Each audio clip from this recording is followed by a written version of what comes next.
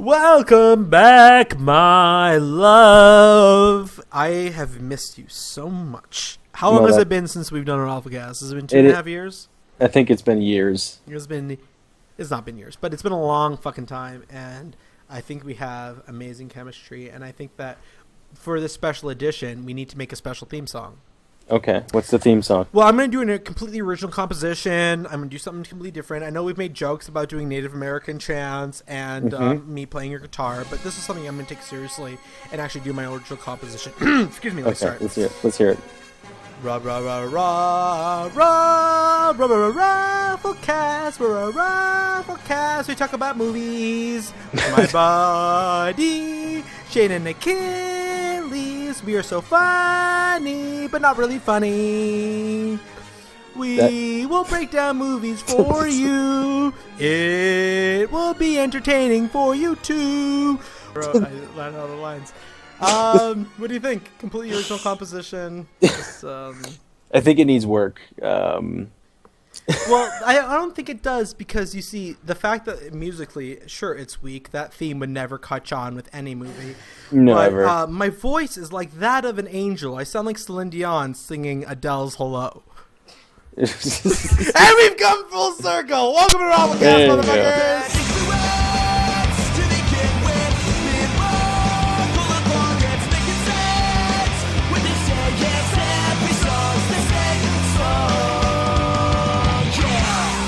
Welcome, everybody, to a brand new edition of ROFLcast. I'm your host, Achilles, joined, as always, by my Maz Katana, my Kylo Ren, my High Supreme Commander Snoke, Shane, a.k.a. Doc Hollywood. Doc, what's good?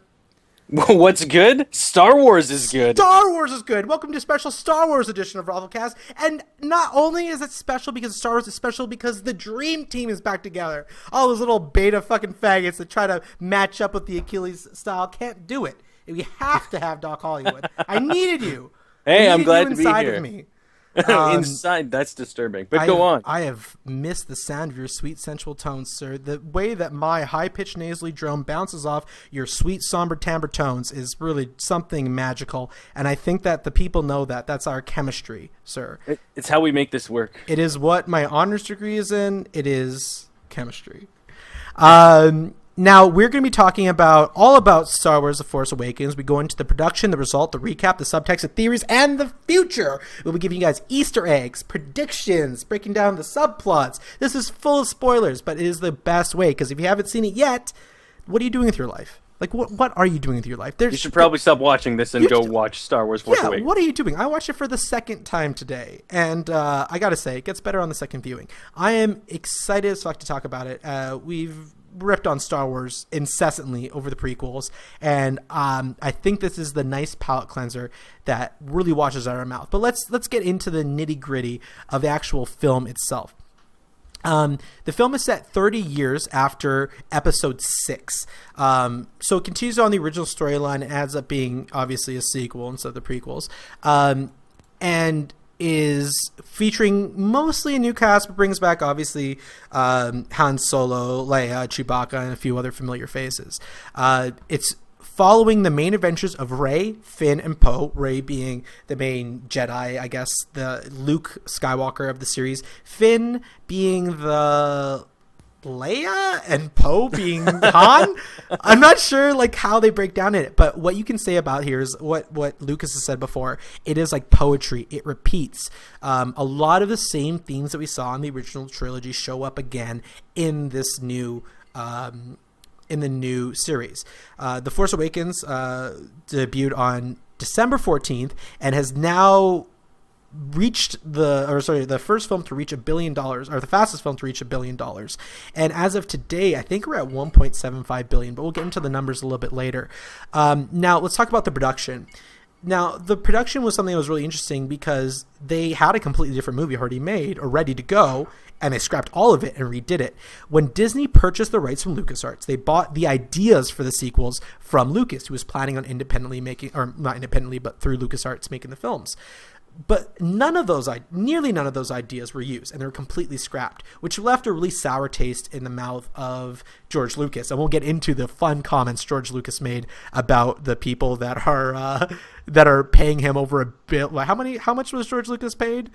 How He was much paid was George Lucas? $4 billion to purchase Star Wars from him. I think that's what he's been saying a lot, is that I gave them my ideas and that everybody just sort of said, yeah, we don't want to do that, we want to do our own thing. Right. I would still say there are some things that he probably brought up that they did move forward with, like this is the saga, the story of the Skywalkers and of that family. That's what we've been watching for the last 6 films plus this one, now 7. That probably was something that he brought to the table. But at the end of the day, I think that they almost had to do that. They needed to make, as you sort of put it, a palate cleanser from the previous films, and they also had to make a film that would allow the new audience who grew up with the prequels, as well as the old audience who grew up with the original series, to be able to enjoy a film together. And I think that J.J. Abrams did a great job of doing that. Honestly, when you phrase it like that, it makes a lot more sense. I was ready to shit on it a little bit, but no, that actually makes a ton of sense. One thing that I thought was interesting was that Lucas actually said that he wasn't going to make any more Star Wars films. And he kept true to his word. He didn't make any more Star Wars films. But when he sold the company in October 2012 to Disney for that big old $4 billion, he knew kind of what path they were going on. And when he gave them their ideas, it's like, here's the thing about, I'm going to say something positive about George Lucas, which I never thought I would. George Lucas does not know how to write a line of dialogue. He just can't. He also can't make a cohesive story. But he has great ideas. Great ideas. I mean, fucking Darth Maul is one of the coolest things I've ever seen in my life. Lightsabers are fucking cool as fuck. I love Qui-Gon Jinn. I thought the Gungans were an interesting race. Whether or not they were well done in the film is one thing, but whether or not they were a cool race is one thing. I thought Naboo being shiny and beautiful was actually... People like, oh, that's not Star Wars. Star Wars is dirty and gritty. Star Wars is dirty and gritty because that represents what happened after the Empire took over and fucked everything up. I like that Naboo was shiny and beautiful at one point because it shows like the kind of decay that happens under the Empire. Well, no one can deny that George Lucas is a brilliant world builder, sort of creator of these things. Yeah. And he's always been a very visual storyteller, like even from the originals, where you have these sequences in special effects that have never been done before that just look incredible and are edited together in such a way where it's extremely captivating. And I think that, George Lucas has been shit on a lot, and I've probably done it. You've probably done it. Everyone's done it. And a lot of that comes from the fact that the prequels had so much expectation based on how good the original Star Wars films were that, we basically got pounded over the head with world, but no story in regards to actually feeling like I had no desire. I didn't like any of the characters. The only character I mildly liked was Obi-Wan Kenobi, but still... the prequels just were not up to par, and I would even go as far as to say that they were, subpar in a lot of ways, and I don't think I'm alone in that sentiment. No, but I mean, there was, like what you said, the world building was good. I mean, there's aspects of it that were just, I don't know, well done. I suppose the fight scene in the Phantom Menace when Darth Maul, Duel of Fates, and it's yes. Like, that whole sequence is incredible. It's an amazing sequence. Like, the whole thing is so enjoyable to watch, and it is basically the best part of that first Star Wars film, of the first prequel. Not only that, the music is fucking stunning. I mean, you want to talk about an incredible composition. John Williams nailed the shit out of Duel of Fates. It may be one of the best movie scores for a fight scene ever. And not only that, Star Wars: The Force Awakens, fantastic. I mean, the only thing I didn't like is that they remix. There's a lot of, they do this classical remixes, adding new overtures to previous things, right? And they do that. They did that all with the original score. They basically took the original score and remixed it, which is exactly what The Hobbit did with Lord of the Rings, which also pissed me off. But I mean, if I can distance myself from that and look at it objectively, it was a very good, musically, just very, very good. Yeah, they made it fit here really well. Mm-hmm. And go ahead. Well, I was just going to say, so let's get back to sort of some of the production side. Yeah, so Michael Arndt, the first screenplay for Episode 7 was written by Michael Arndt. And if you guys aren't familiar with him, he's this incredible screenwriter who wrote Toy Story 3, Little Miss Sunshine, the only good Hunger Games, Catching Fire, A Walk in the Woods, Inside Out, Oblivion, What else did he do? What's that redhead? Brave. He also wrote Brave. Like fucking Little Miss Sunshine. He won like 30 Oscars for that. I mean, he's a great writer. He's a great writer. So when he took over, they were actually trying to pair him with different directors. So they went from David Fincher to Brad Bird to Guillermo del Toro. I mean, those would have been very different movies. I think Brad Bird actually would have done a very good job, but I don't think I think Fincher's one. He should do the third movie if they're gonna mimic the series, like A New Hope, New Hope, Empire Strikes Back, and Return of the Jedi. It needs to, and then they keep going more dour in tone. It would make sense to get the guy who directed fucking Gone Girl, to an Alien 3 and Fight Club, to direct the third one, but not the first one. But Brad Bird, who directed The Incredibles, which I personally think is the only good Pixar movie. I disagree, but go on. He also wrote and directed Ratatouille, which I thought was decent, and Iron Giant, which might be one of my favorite animated movies of all time. Toy Story 3 was pretty damn good. Who did Toy Story 3? I don't know who directed it. I never saw Toy Story 3. I don't like Toy Story very much. I saw the second one last year, actually, for the first time, and I was pretty disappointed in it. The first half was very good. Second half sucked. Lee Unkrich directed it. Also did Finding Nemo, Monsters, Inc., and Toy Story 2. So for Brad Bird, he directed directed Tomorrowland, Mission Impossible, Ghost Protocol, Ratatouille, Incredibles, and Iron Giant. People didn't like Tomorrowland. I thought it was fine.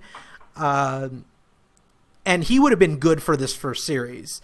And I think he might actually maybe be a better fit for the type of Star Wars they're going for than J.J. Abrams is. And then Guillermo del Toro also considered, thank God he didn't do it, because, I love and hate Guillermo del Toro. It's so tough to figure out how I feel about him, because, he makes, like, overpriced garbage. Not garbage, but just, like, kind of subpar shit with Crimson Peak that could have been told with, like, 1/3 of the budget. But it's beautiful. Like, the entire time, I'm just, like, staring with my mouth open the whole time because it's beautiful. And then, he makes Pacific Rim, which is just garbage. Like, just a horrible, horrible movie. But then he also does, like, Hellboy, which is pretty good, or Pan's Labyrinth, which is fucking incredible. But then he also did Blade 2 and Mimic. I don't know what to feel about him. I just know it's a very diverse set of films in regards to their quality and content too. Content as well, yes. I think the biggest problem. What's the biggest problem with The Hobbit? You would say? I don't think it was directing. I think it was a script. I think it was a writing. Horribly paced. Weirdly actioned. I think the biggest problem with The Hobbit is they took a story that could have fit into a 2.5-hour movie and they made it into 6.5 hours. I don't think it's 2.5-hour movie. I'd say probably 2 movies. I think the first half, up until the time where they meet the growing tree, Tom Bombadil, and then after that, when they travel to River City or Lake City, or was it Lake Town, and then deal with smog and that, I thought it'd be here, I'll put it this way. The movies that I watched, that's not the book that I read. Yes. But there were elements in the Battle of the Five Armies which I liked, and then there was elements that I fucking hated, like all of Legolas' stuff, all of Toriel was actually the least offensive of all the changes. But the thing is, why did it suck? Because it was written and produced by Guillermo del Toro. If it was done by, Peter Jackson, like the other ones, it'd be just a far better series. So I'm glad that he didn't get his hands on this. But the problem is because these directors are all considered, and there's a new movie coming out pretty much every year until 2020, it's likely that they're going to pick up one of the other ones, because remember, next year we'll go into the ones that are coming up here. So the pre-production started May 2013, and I think Lucasfilm only put in $37 million to it, which is a horrible idea because the ROI on this would be fucking insane. And the guy, Michael Kaplan, who's worked with Abrams on Star Trek and Lost and all that shit, he was the costume designer as well. And that's why we have a lot of like really interesting callback elements, because one thing that Abrams really loves to do is build a mythology. So even if you look at Rey's like outfit, it's made up of like old Stormtrooper pieces from the Battle of Jakku, which I thought was really interesting. And Michael Kaplan is known for doing very interesting things like that. Also, the design for Rey, Daisy Ridley's character, was based on Anakin Skywalker, Luke Skywalker's original design when he was supposed to be a woman during the original concept art from the 70s. Same with BB-8, was based on original design for R2-D2. The cantina scene was based on Jabba Hutt's palace. A lot of the original art from the 70s came into play for the new one, which is how they got the exact kind of like feel that Rick Carter and Darren Gilford did in the original movies. Well, and that was like definitely what they were trying to go for, hands down. Like they were trying to show that, you know, this is that those classic movies that you know and love, but it's also something a little bit different. Like in the prequel films, you had like from episode 1 to 2 to 3, everything was always like very different, from worlds that you got to see, like these lava worlds to these other type of worlds, and you know, you got to see a lot of that. Whereas this, like with setting it on Jakku, which is very much like Tatooine, and you know, it had a lot of those similarities between the original Star Wars film, Maz's planet, which just like Endor. You know, like a lot of that stuff, like they repeated themselves. And I think this series deliberately was doing like nostalgic callbacks constantly. I mean, there's a part of the thing where the Millennium Falcon is going to break, and Rey is begging with Finn. She's like, "Get me the this piece," and he's flipping through a bunch of gear, and he finds the ball that Luke Skywalker trained with when he was doing his Jedi training on the Millennium Falcon when Ben Kenobi is showing him. They have. You know, there's so many Easter eggs like that, and we'll get into that. One thing that I loved about the film was the way that it looked. The cinematography, they fucking nailed. It is gorgeous. The cinematographer, his name's Daniel Mindell. People know him from like Crimson Tide or Enemy of the State. What else did he do was really good? He did Spy Game, Domino, like really beautiful. Spy Game's incredible. Really beautiful movies. And now more recently, he's been working with J.J. Abrams on Mission Impossible. He did both Star Trek films, and he did John Carter, Amazing Spider-Man 2. And like, although, you know, people don't like John Carter, Amazing Spider-Man 2, if you separate the movie and just look at the visuals, they're fucking stunning. Like, this guy's an incredible cinematographer. He knows where to put a camera and how to light a scene. And he nailed it in this movie. This is the unsung hero of this movie is going to be Mindell, because like it's really something special what he did with the visuals in there. Only one lens flare in the entire movie, which I love. Well, that's like one thing that we know J.J. Abrams can do is a lot of callbacks to the original source material. Oh yeah, which, you know, too much though. I think maybe too much.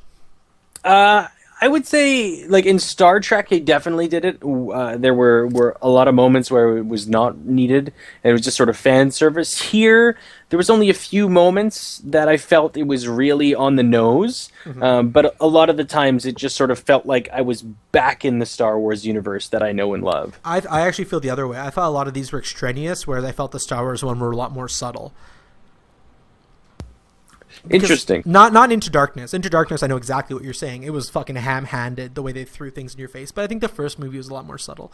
Yes, definitely. Although there were a lot more lens flares in that first film. Fuck, man, I got blindness from that. So August 2013, they started doing screen tests. They had open casting calls across the UK and Ireland.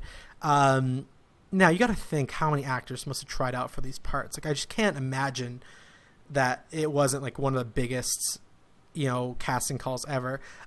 People that were auditioning and possibly going to get roles was Saoirse Ronan, who we all know and love, Michael B. Jordan, previously mentioned from Creed, Fantastic Four, and Chronicle, and Lupita Nyong'o, who ended up being Maz in the film.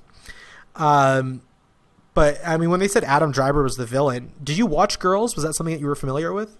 I have not seen Girls. Okay, so for someone who's watched Girls, just like hearing Adam Driver as a Sith Lord was probably the most jarring thing of any of the actual casting, because like Daisy Ridley, no one knows who the fuck she is, but you look at her, she looks exactly like Keira Knightley's version of Natalie Portman. You know what I mean? Mm-hmm. Yeah, like whereas and Adam Driver, they set him up to be the son of Han and Leia. I don't think he looks like either of them. Yeah, it's a stretch. He's a big Jew nose. He's like super dark hair. Neither of them have that. Like, I didn't believe him as their kid. But it was nice to see that like people like Peter Mayhew, who doesn't need to come back as Chewbacca, still does. I mean, the guy's using a cane. He obviously wasn't in the suit very much. It was kind of like a nice thing to do. And then having Andy Serkis as Supreme Commander Snoke was really good too. Well, I think they made a lot of really good casting decisions from John Boyega. He was great in Attack the Block. I love that movie. I really liked his character here and what he was able to do with that. He was fun.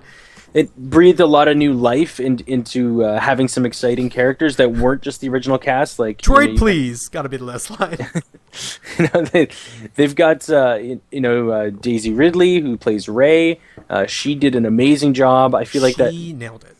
Like that character was a little bit fully formed, and we didn't really see, aside from her sort of uncovering her Force abilities, so to speak, there wasn't a whole lot of fish out of water with her character, but she still a great job.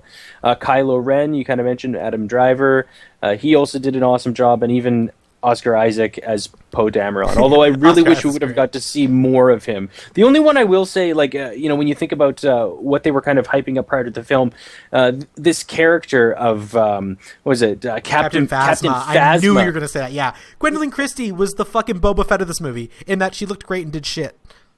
Exactly. Totally. It was so disappointing to see a character that, I thought they were going to do something really interesting with her, and at least have given her a moment to kick some ass. Yeah, show her escaping the trash compactor. I mean, I would love that. Like anything for that character. So I was actually kind of disappointed there.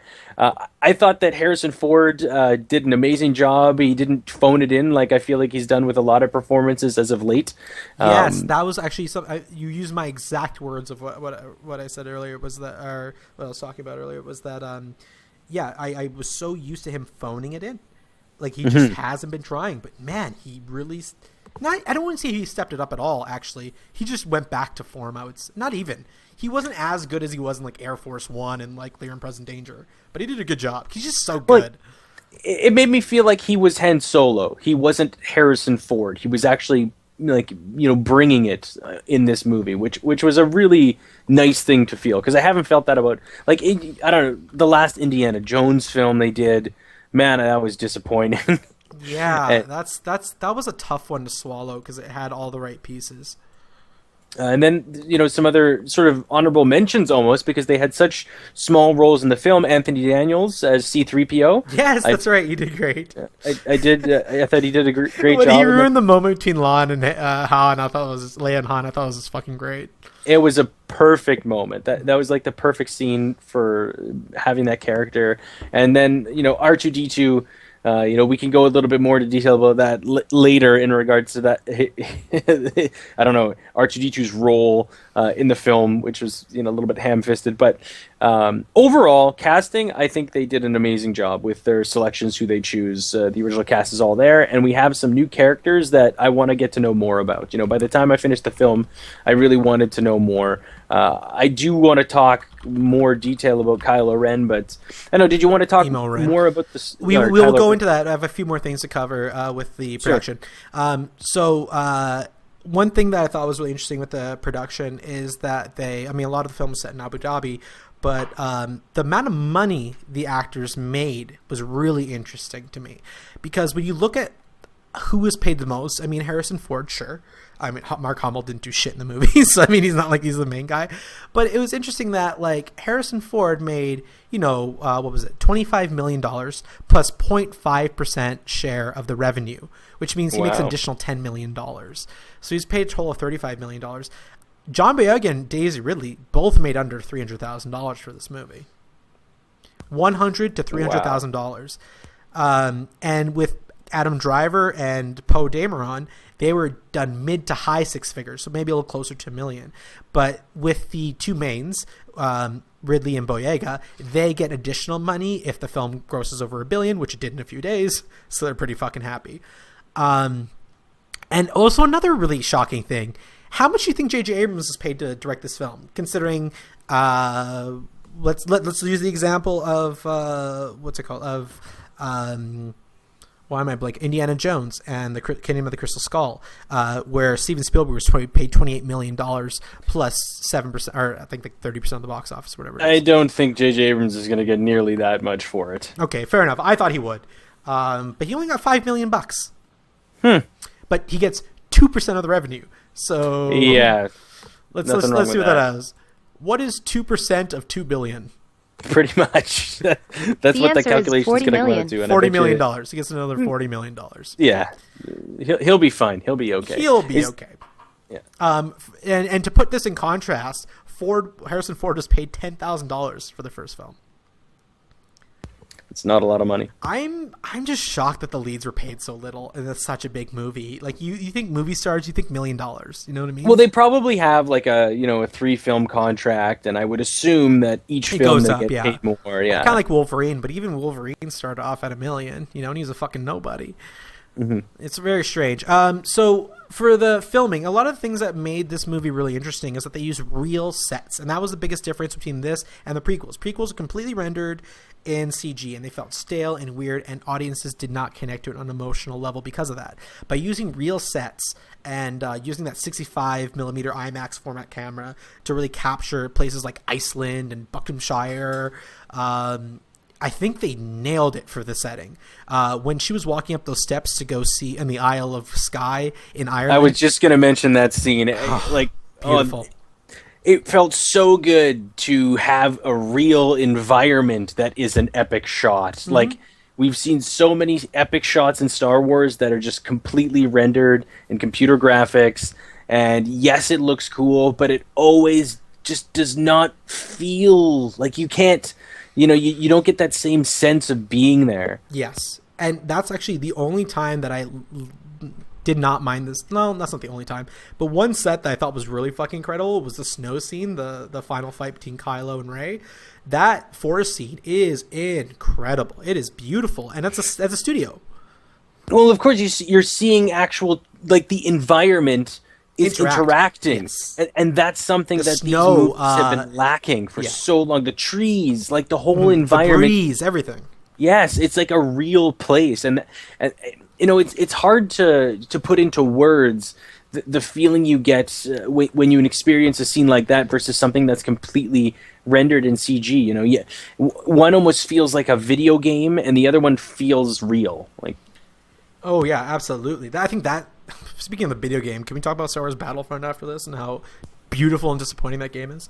So after we go through this, oh god. So as we're saying, a lot of this stuff, the settings is really beautiful. From the UAE all the way to Ireland, they did a fantastic job. And then, as always, the ILM with the fucking effects just nailed it. You can't really fuck with ILM when it comes to effects. They're just the best. They did a brilliant job, and they did an awesome job of making it feel like, it very fluid from the real environment to the CG, where I wasn't feeling like I was completely taken aback by some scene that was totally different. And I love that BB-8 was a practical prop. I thought that was just really something special too.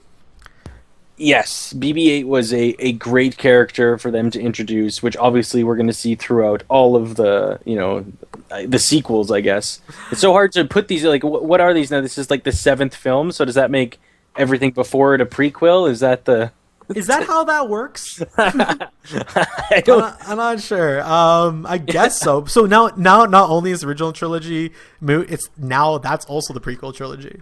Yes, now that it's also a prequel trilogy, but I'm always prequel trilogy.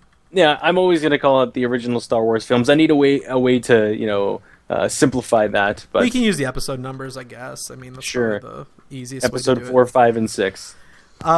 So as far as the movie and how well it did, now this is where it comes down to the box office. Let's go into how it was received and how much money it made. Now, I want you to take a guess how much money it made opening night.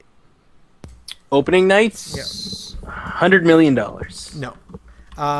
It made $40 million, but still very good for an opening. It's the highest opening of all time.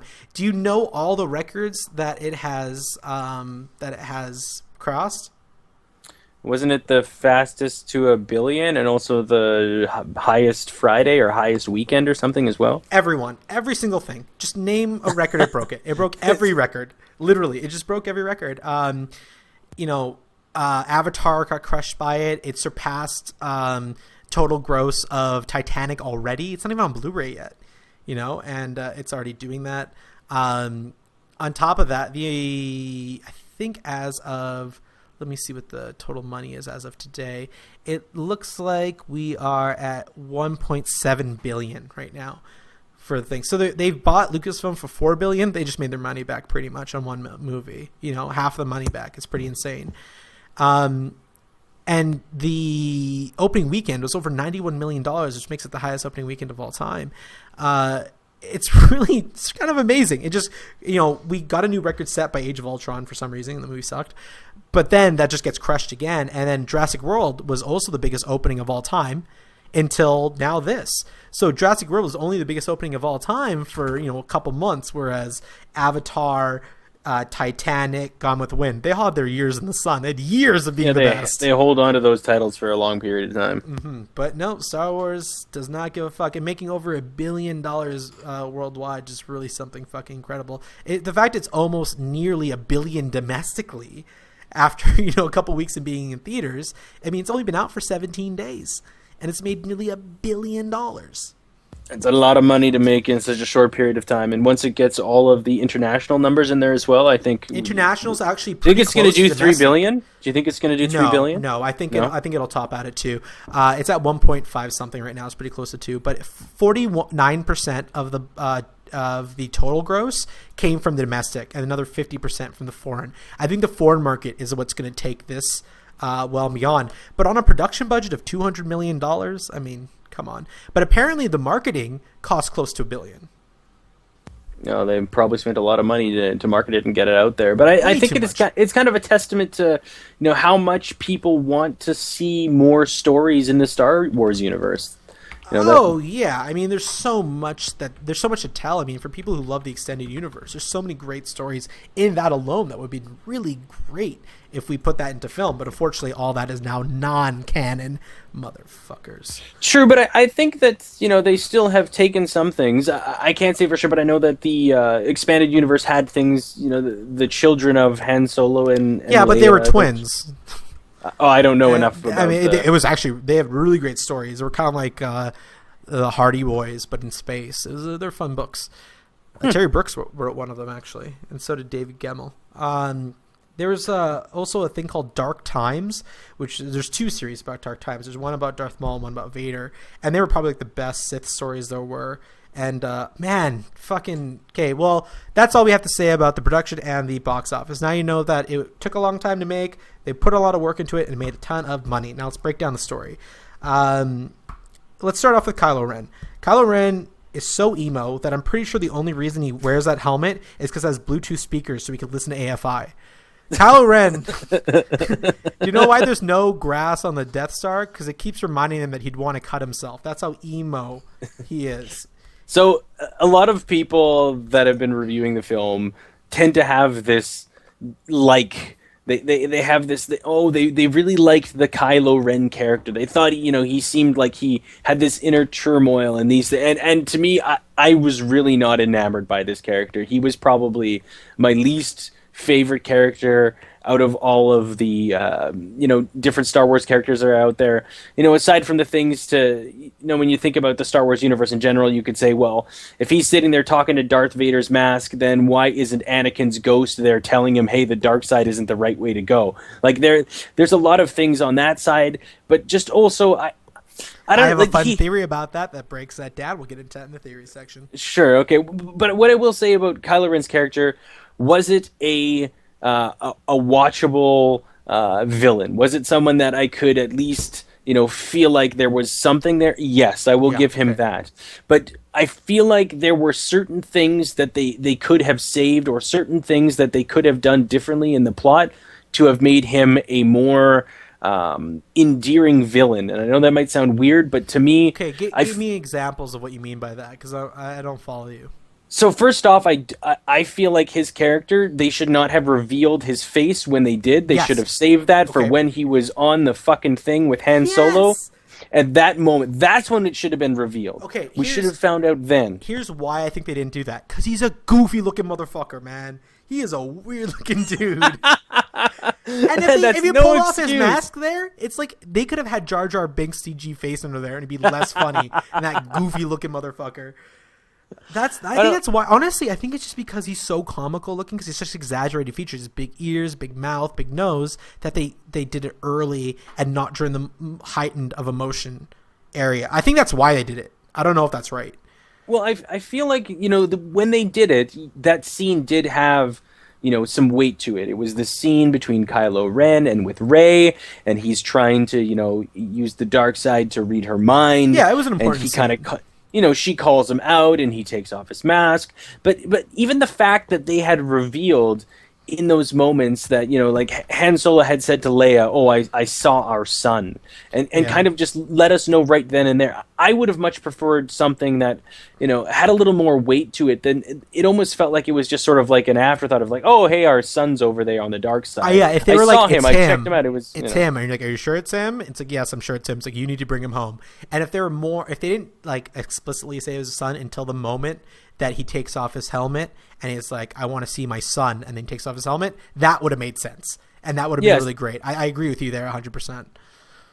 But overall, like, his character, he was just an emo whiny bitch, and I know that Luke Skywalker in the first Star Wars films was a bit of a whiner. He wanted to. Can we talk about Anakin? I mean, if he wants to be Vader, he got that down.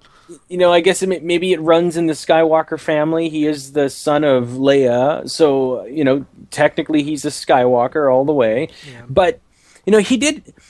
And there was a couple, like, I didn't mind the first time that he lost his shit and kind of cut into a bunch of electronics. It's actually his temper tantrums made it more endearing to me, to be honest. Well, but it felt like they were just sort of leaning into that a little too much for my liking. And yes, they kind of made it like they tried to save it by having the stormtroopers. They're walking towards him as he's cutting up everything for the second time, and then they turn around. Like, yes, it gave me a chuckle, and I'm glad that happened. But all I could think in my mind was, okay, like, this is supposed to be our bad guy henchman that is replacing the badass known as Darth Vader, and they gave this character no moments to be a badass. Why wouldn't they have let us have that? The motherfucker kills Han Solo, and we can't even give him some moments to, like, kick some serious ass. He goes and fights against Finn, which, Finn, for some reason, is not instantly killed and dead by this guy. And then he fights against Rey, and he gets his ass kicked. So it's like, when he tried to penetrate her mind, he failed, although he had all that Jedi training. Yes, like they basically castrated him in too many ways. Like I really liked some of those scenes between Ren and Rey, where, like, when Rey says, like, I see that you're scared you're not going to be as strong as Darth Vader. Yeah, like, those types of moments were really good.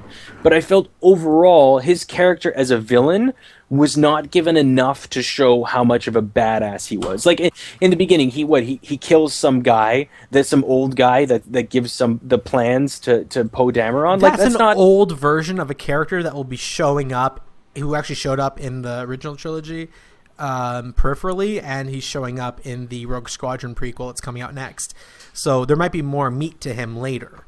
Okay, well, that's cool. But that doesn't forgive any of this. No, this doesn't forgive any of the... I just don't understand why they didn't give some more weight to him, to make him seem, less like a little bitch. Like, oh, yeah, for sure. I know. So that's kind of my personal take on Kylo Ren. The most badass thing he did was in the first, 20 seconds of the movie when he stopped a shotgun blaster mid-flight and then waited and then let it go. That was fucking badass. But aside from that, I mean, there was really nothing. Wasn't any of him. Just Vader didn't have a badass moment until the second film either. No, the first moment he was just a henchman, but he was still, you had this, like... They talked, and he choked someone from afar, and they're like, oh, fuck, he's legit. You had this fear. You kind of feared his character and knew that he could fuck some shit up. Because he was mysterious. There was mystery to him. There's no mystery to Kylo Ren. The one thing I will say for Adam Driver's performance, and agree or disagree with me, but I would say he tried the best he could to seem like he was torn. He was torn between his dark side and, just going to the light side with the Force. And I did like some of those moments where it was more like sort of questioning his own beliefs and ideals and trying to gather the strength to stay on the path that he was on. And I'm sure in the second film and in the third film, his character's going to get hashed out a lot more, and we're going to see some really cool things from his character. But overall, I felt that they could have done a much better job of making him a badass. I think as far as the introduction goes, they made him so much of a character that I believe that the whole point of this is that he will turn good. I think this is what they're setting it up for. They had to make him vulnerable. They try to make him as vulnerable as possible, which I don't like in my villains. But do you think they're going to do that, though? That's that is like the ultimate rehash of the original Star Wars Everything movies. In this movie is a rehash. We've already talked about that. Everything in this movie is rehash, and that's okay. And I feel like it's okay for the first one to be this, but I don't want to see Star Wars Episode 9, Ren turns to the good side. Like, that's not what I want to see in my 9th episode. I want to see something different. I want to see something bigger. I want to, like, get deeper into the world and have this character grow in ways that we haven't seen our villains in this universe grow before. I 100% agree. I'm not saying it's the right thing to do, but I think that is what they will do. Mm-hmm. Now let's move on to Rey. Now Rey has come under some criticism for being a Mary Sue. Now, for those who don't know what a Mary Sue is a female character that is essentially good at everything. She's a perfect pilot. She also is mechanically genius, smarter than even Han Solo. She is immediately liked by every single character that meets her and immediately babied by them. She's perfect with a lightsaber. She's perfect with her weapon. She doesn't require anybody. She's an overpowered female character. And people were coming up in arms about this, being like, oh, how dare you say that? She's not overpowered. She's not a Mary Sue. You're sexist. Shut the fuck up, first of all. Second of all, it's okay that she's overpowered. Just admit it. It doesn't make her less of a character because she's overpowered. Look at John McClane in the greatest movie series of all time, Die Hard. He's fucking super overpowered. He throws a taxi at a helicopter. He sucker punches an F-22 Raptor. Sure, this all happened in the fourth movie, but that's neither here nor there. Well, even in the first movie, he kills like 30 guys by himself. He starts off naked and beaten up and spends the entire movie fucking up people. Like, man, Die Hard with a Vengeance.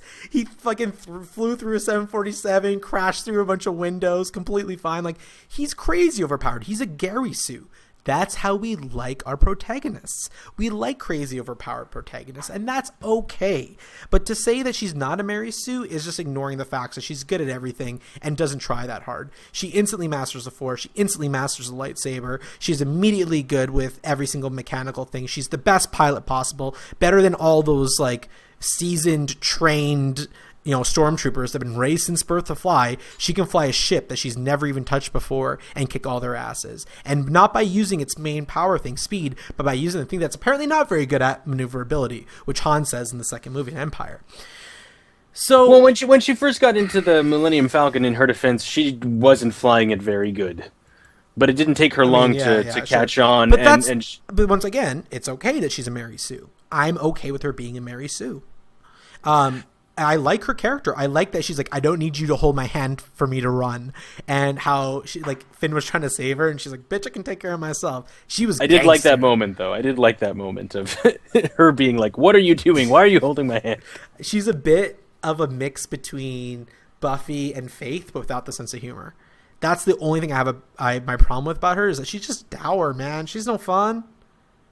Well, I don't know. Like, I really did enjoy her character. You're right that she was a little bit too fully formed as a character for us to really see how she had those abilities, how she had that understanding. And, you kind of have a few moments, like there was a couple moments, like when she goes and sits out and she puts that helmet on. And she's eating her ration or quarter ration. And, she's eating her food. And there's the other moment where she's like cleaning the parts and she kind of looks at this older lady and, you kind of think that she's reflecting like, this could be me if my life isn't different.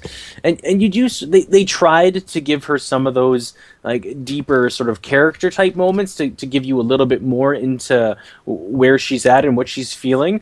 But at the end of the day, the simple fact of the matter is you have someone who's been training to be a Jedi for the past, let's just say 15, 16 years of his life. He goes up against Rey, and Rey basically, has these Force moments where she's instantly able to do these things where this other individual has been training for the last how many years and is having problems with her. And that's kind of the issue that I have, is they almost gave her too many things. Like, I can buy some of it, but I can't necessarily buy all of it. Does that make a bad movie? No. Does it? But does it mean they could have done more with this character? I would say yes, and but those also are forgivable things, I would say. Well, I think that they're not just forgivable, but you're in this scenario where if they would have gone into all of the backstory, like maybe she used to do shit that we are not currently aware of, it wouldn't have made as an enjoyable movie, in my opinion. So I think that you gotta be able to be a little bit flexible to allow for those types of things to exist. And one thing I love about what I loved about the 90s Spider-Man, and what I loved about Chronicle, and what I loved about Rocky 4, 5, 6, and 1, is that I love people that suck and that stop sucking. They're like, I suck, I need to stop sucking, I need to do something. And Rey was in a shitty situation, but she never sucked. You know what I mean? She wasn't like, she wasn't bad at anything. She never overcame anything.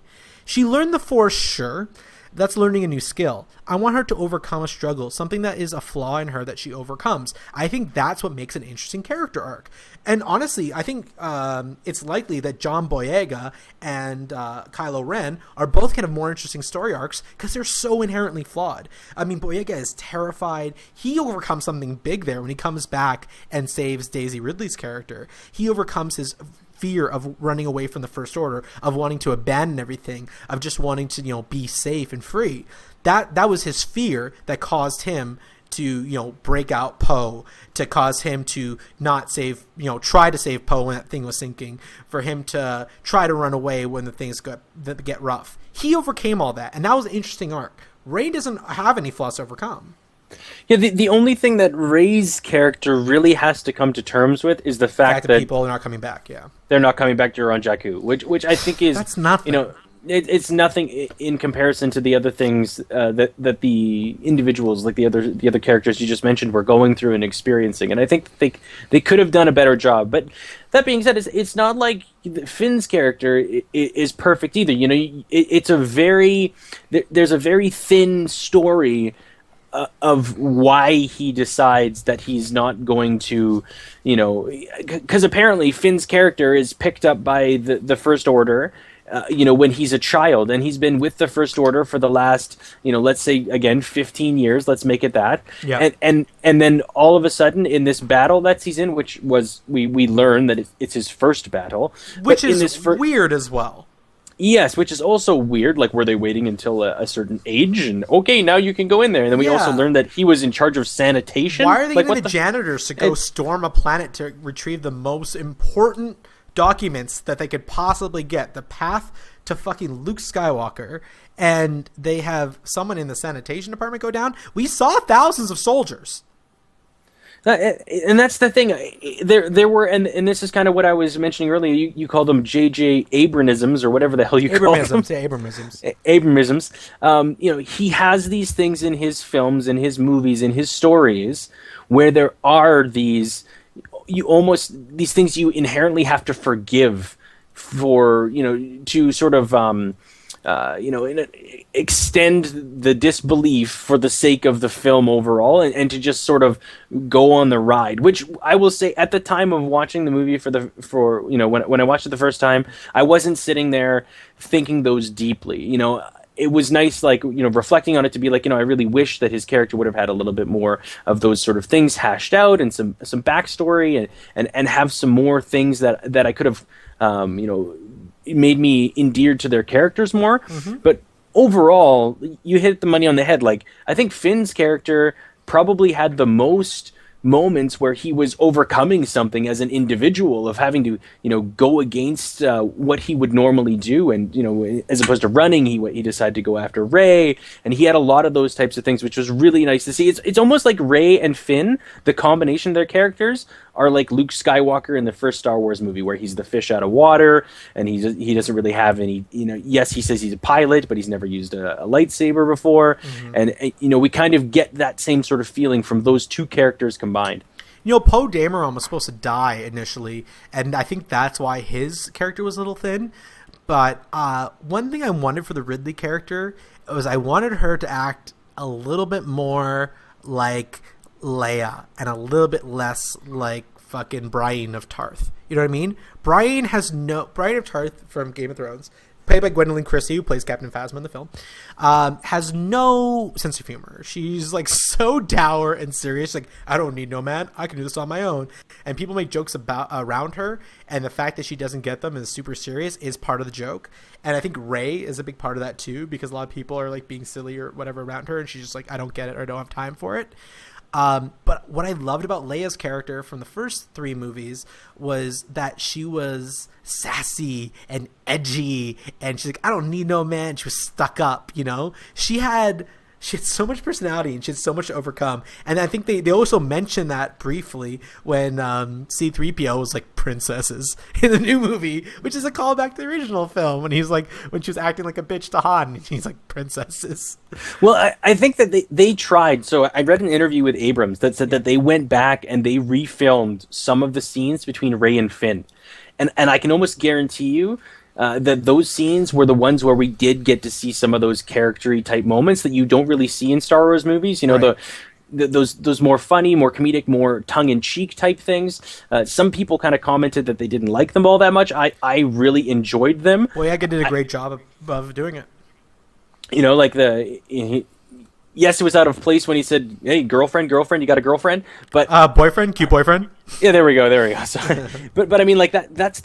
I enjoyed those moments between their characters. Yes, for a Star Wars movie, it was a little bit out of place. It wasn't nearly as good as the Han Solo and Leia moments, where their tongue-in-cheek banter, between those two characters, and that's just a testament to Harrison Ford and to Carrie Fisher. Those characters that they did back in the 70s and 80s, man. Like you can't get that type of banter between two people unless that chemistry is. Not only is it unreplicable, they tried to do it in this movie and they fucking failed. They failed hard. Carrie Fisher cannot act. Oh man, that was bad. In her defense, I would say Carrie Fisher coming back and playing Leia again was a breath of fresh air compared to what I see Carrie Fisher as nowadays in the general society. But she had so much Botox right before that movie that her wrinkles were gone for sure, but she could not move her face. It was weird to look at. And I almost thought they should have. There was a lot of Botox or something, because it was kind of because you can even see the level of acting from Harrison Ford go down when he has to do scenes with Carrie Fisher. It was like it was almost obvious when I was watching it the second time. I was like, wow, is he phoning in the scene? I'm like, no, he's working off Carrie Fisher. This must be really tough. He was trying real hard. I mean, Carrie Fisher, if you watch her, the best part of all this Force Awakens is watching Carrie Fisher's interviews on like Conan and Jimmy Kimmel and shit. There's a point where she turns to Poe Dameron and Oscar Isaac, sorry, and she says, "Was I a general in the film?" And because he's like, "Oh, you played General Leia." She's like, "Was I a general?" And he's like, "Yeah, you played General Leia." And she's like, "I don't remember being a general." And I'm like, "Man, you fucked yourself up." It's not unknown that she has fucked her brain. That's beautiful. With alcohol and drugs over the last like 30 years. It's not anything new. She's been in and out of rehab, constant stories about it and shit. It sucks seeing the toll it took on her, because she was fucking sexy and feisty as fuck in the first one, and Rey was feisty, but not like a fun sexy feisty like her mom, or I guess not her mom, but whatever the character ends up being, Leia was. She just was like mean feisty. Mm-hmm. She didn't have that same sort of like attitude, the attitude that Princess Leia had, when you even in the first movie, Princess Leia is like some kind of rescue, and then she shoots and says, "Get in the garbage chute, flyboy." Yeah, Like, those types of moments. We didn't really get a lot of that from our new characters. Not that I hated Carrie Fisher in it by any means. I thought her interviews were actually the funniest part. Like, I love her. Well, so going along with the characters sort of thread here, Poe Dameron. Mm-hmm. I really wish we would have got to see more Poe Dameron. Well, like I said, he died in the original script, so for him to actually be in it was a big rewrite. But I love that he was in there because I look like Poe Dameron. So I like him. Well, I think, we kind of learned, like, he's supposed to be this awesome pilot, the best pilot that they have with the Resistance. Mm-hmm. But it was kind of sad to see him do so little in the film, and I hope he does more, and I'm sure he will in the next films to come. I thought Rogue Squadron was actually about him. It's unfortunate that it's a prequel not starring him, because I would have loved to see a Poe Dameron solo movie. He sure as shit can carry it. I wish that Rogue One prequel was going to have Dash Rendar in it. That's my... Who's Dash Rendar? So Dash Rendar is the character from the N64 game, Shadows of the Empire. No, I never played Shadows of the Empire. I don't know. I've always kind of had, always wanted to see a movie with him in it, but maybe they'll do it. You never know. They're going to be making a lot of Star Wars movies. But getting back to Poe, so I really think that they kind of did a little bit of a disservice to the audience to not show us more of his character and to not have him involved in more. Don't get me wrong, there was quite the ensemble of a cast and a lot of characters they had to show and a lot of things they needed to do, a lot going on. So like I understand that, but I'm hopeful that in the next films we'll get to see more of his story and sort of where he's at. The one character I did feel like we were missing, and they asked him to be in it and he said no, was Wedge. Who's Wedge? So Wedge was the X-Wing pilot who was in episode 4, 5, and 6, and he was the only one to survive the first battle with Luke. Oh, yeah. I know exactly what you're talking about now. And if you watch at the end of Return of the Jedi, he's actually there on the ground with the Ewoks when they're sort of celebrating after they've destroyed this Death Star for the second time. Yep. And I really wished his character would have been there. That's an interesting. That'd be an interesting ad for sure. I liked the side characters they added in here, though. They had a lot of good callbacks, for sure. Like having, what's his name in the cantina, and having the, I guess not really, from Maz Kanata's keep, or whatever the fuck you call it. Having, C-3PO having the red arm is a call to comics, where he gets his arm ripped off by Chewbacca. I thought that was really cool. I love seeing Admiral Akbar there, and that other fucking beast dude, Yolo Ziff. Mm-hmm. Yeah, I thought there's a lot of good ones in there. I thought they did very good for that.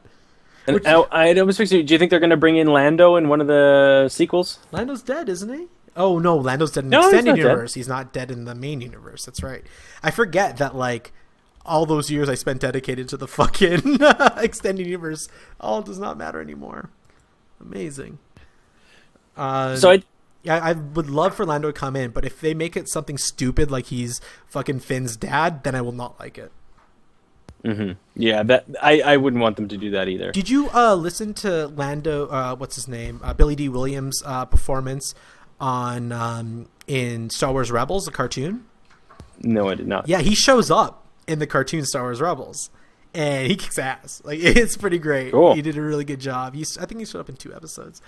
But Star Wars Rebels is so fucking good. The problem with Star Wars is that you watch Clone Wars and you're like, this is hilarious and it is well done and it's like Samurai Jack. It's just so good. And then you watch the movies and you're like, what the fuck is going on? You watch the Clone Wars, you're like, this is garbage. And then you watch The Force Awakens, you're like, oh, this is pretty fun. This is a good movie. It's a little light in the story. They don't really try too hard. It's very Disney, very accessible, which is okay. But then you watch Star Wars Rebels, you're like, holy fuck, this is what they could be. It just drives me nuts that that Disney has to make these movies accessible, because the mythology about Star Wars is what I find interesting. Well, I think we're going to see sort of the Marvel Cinematic Universe, except for Star Wars. That's what we're going to get. We're going to get the Star Wars Cinematic Universe. We're going to see, right. They're going to do what they did with Marvel, of course. They're going to do I think they've already said they're doing a Han Solo movie. They're doing the Rogue One movie. They've got a bunch more, and they're also going to keep on going. Once this trilogy's done, they're going to just keep going. They're not going to stop. And I really hope that they don't. I hope that they keep doing more, and as long as they are of this caliber. They won't be, though. You got to think JJ. I mean, people shit on JJ Abrams. JJ Abrams is probably the best director that's going to do these movies. I mean, I fucking love Looper. I think that movie is fucking the bomb. I also love Brick. I think Rian Johnson Brick was really good too. Is a genius. Because to make a movie like Brick that I enjoy is goddamn near impossible. I'm telling you that. I don't like film noir shit. And he fucking nailed it. But like in Looper, obviously he can do and these movies. And with the Brothers Bloom, I know it wasn't the best received movie, but Brothers Bloom was super fun. It was a really fun movie. I think he's gonna nail it. I think the next movie is gonna be the better one. And, well, you got to keep in mind that most of these movies are done by committee as well, right? Yes, he's going to be directing it. Yes, he'll be the helming the ship, so to speak. But at the end of the day, this is going to be more everyone's involvement. And I hate to make a really weird sort of reference, but this is kind of the difference between having a government that lets their ministers do things in the parliament versus a dictator. And in my opinion, the prequels were all done. God, you political fuck. I would say that the prequels were very much done by dictation based on what George Lucas wanted to do. Yep. No one questioned him. No one said, the script.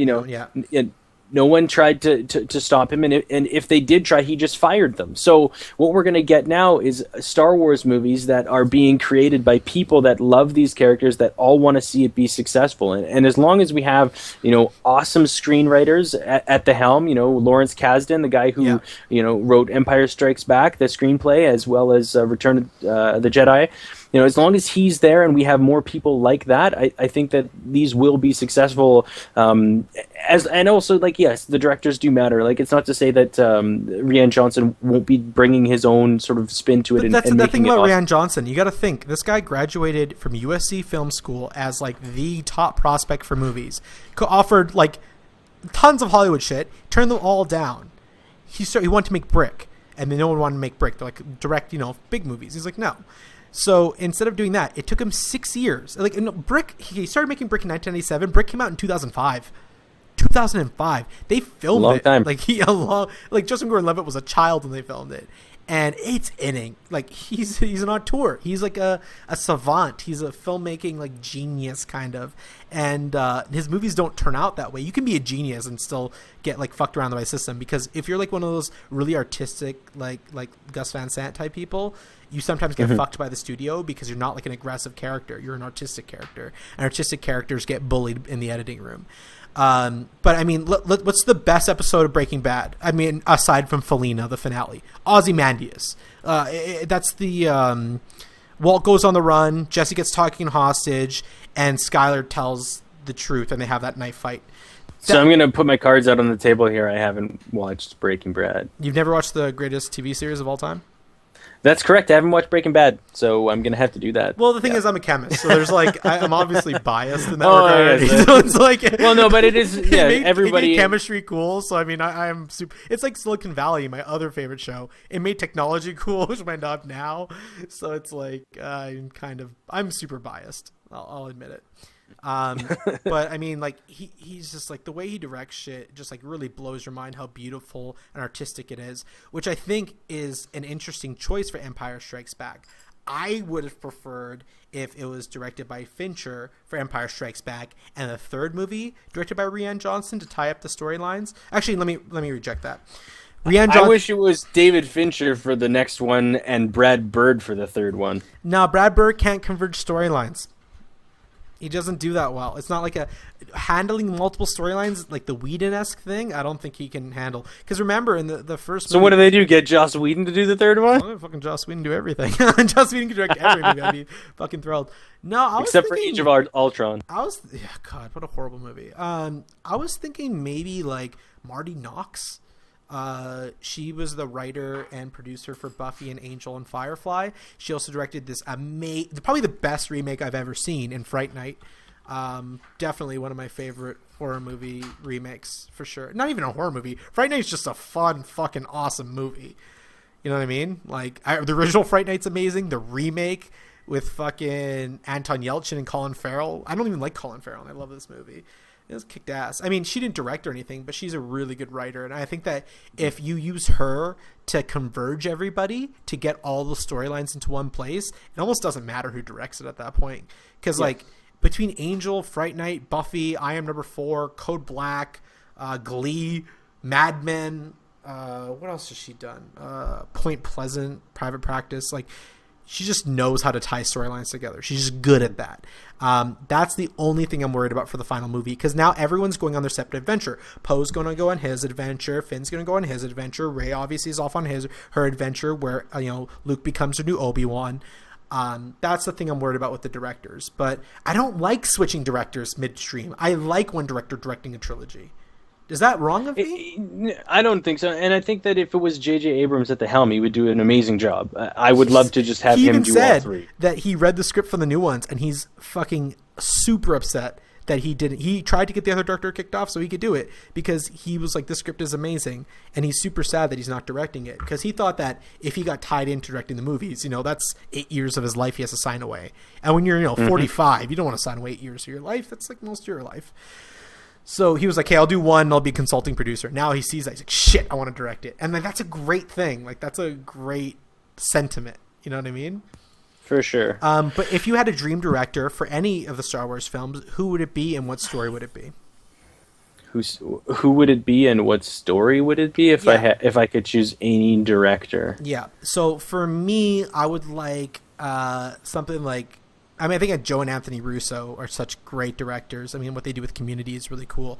I would love them to do the final Star Wars, and I want the guy, also another Justin Lin, who you guys know from like Fast and the Furious and Community paintball episodes as well. I would like him to do a Rogue Squadron movie. I think that would be fucking sick. Can you imagine if the guy from Fast and Furious did a fucking pilot movie? That would be pretty epic. Dude, how epic would it be? Like, man, that would blow my dick off. Okay, how about you, sir? Well, it's hard. We've kind of already said, David Fincher is probably one of my favorite directors. Oh, is it? I didn't know that, actually. Yes, most definitely. You a big Girl with the Dragon Tattoo fan? Yes, that was I thought he did an amazing job. It was a little long, but they were trying to get through a lot of source material. But I never watched it. Wow. Okay, I would highly recommend it. You know why though? Because I read the books, and I saw the original, and then I was so the Swedish films. Yeah, I didn't see all of them. Did they make more than one? Because I only saw the first one. I think they made 3. Did they? All 3. Yeah. I mean, obviously 7, so fucking incredible. I mean, what's in the box? Fight Club. I mean, everyone loves Fight Club. But no, the funny thing is, no one liked Fight Club when it came out. No one did. I was on my own for years. Okay, I went and saw that in the theaters when it was out. Me too. And it was in fucking 2000, awesome. Right? Yes. I was like in grade 8 or something. Like, I was really young, and I remember seeing it, and I was like, this fucking, like, I'm obviously, anyone who knows, follows Out Achilles on Twitter knows I'm obsessed with MMA. So like, just seeing the movie as like a fighting movie like that, I just fucking, man.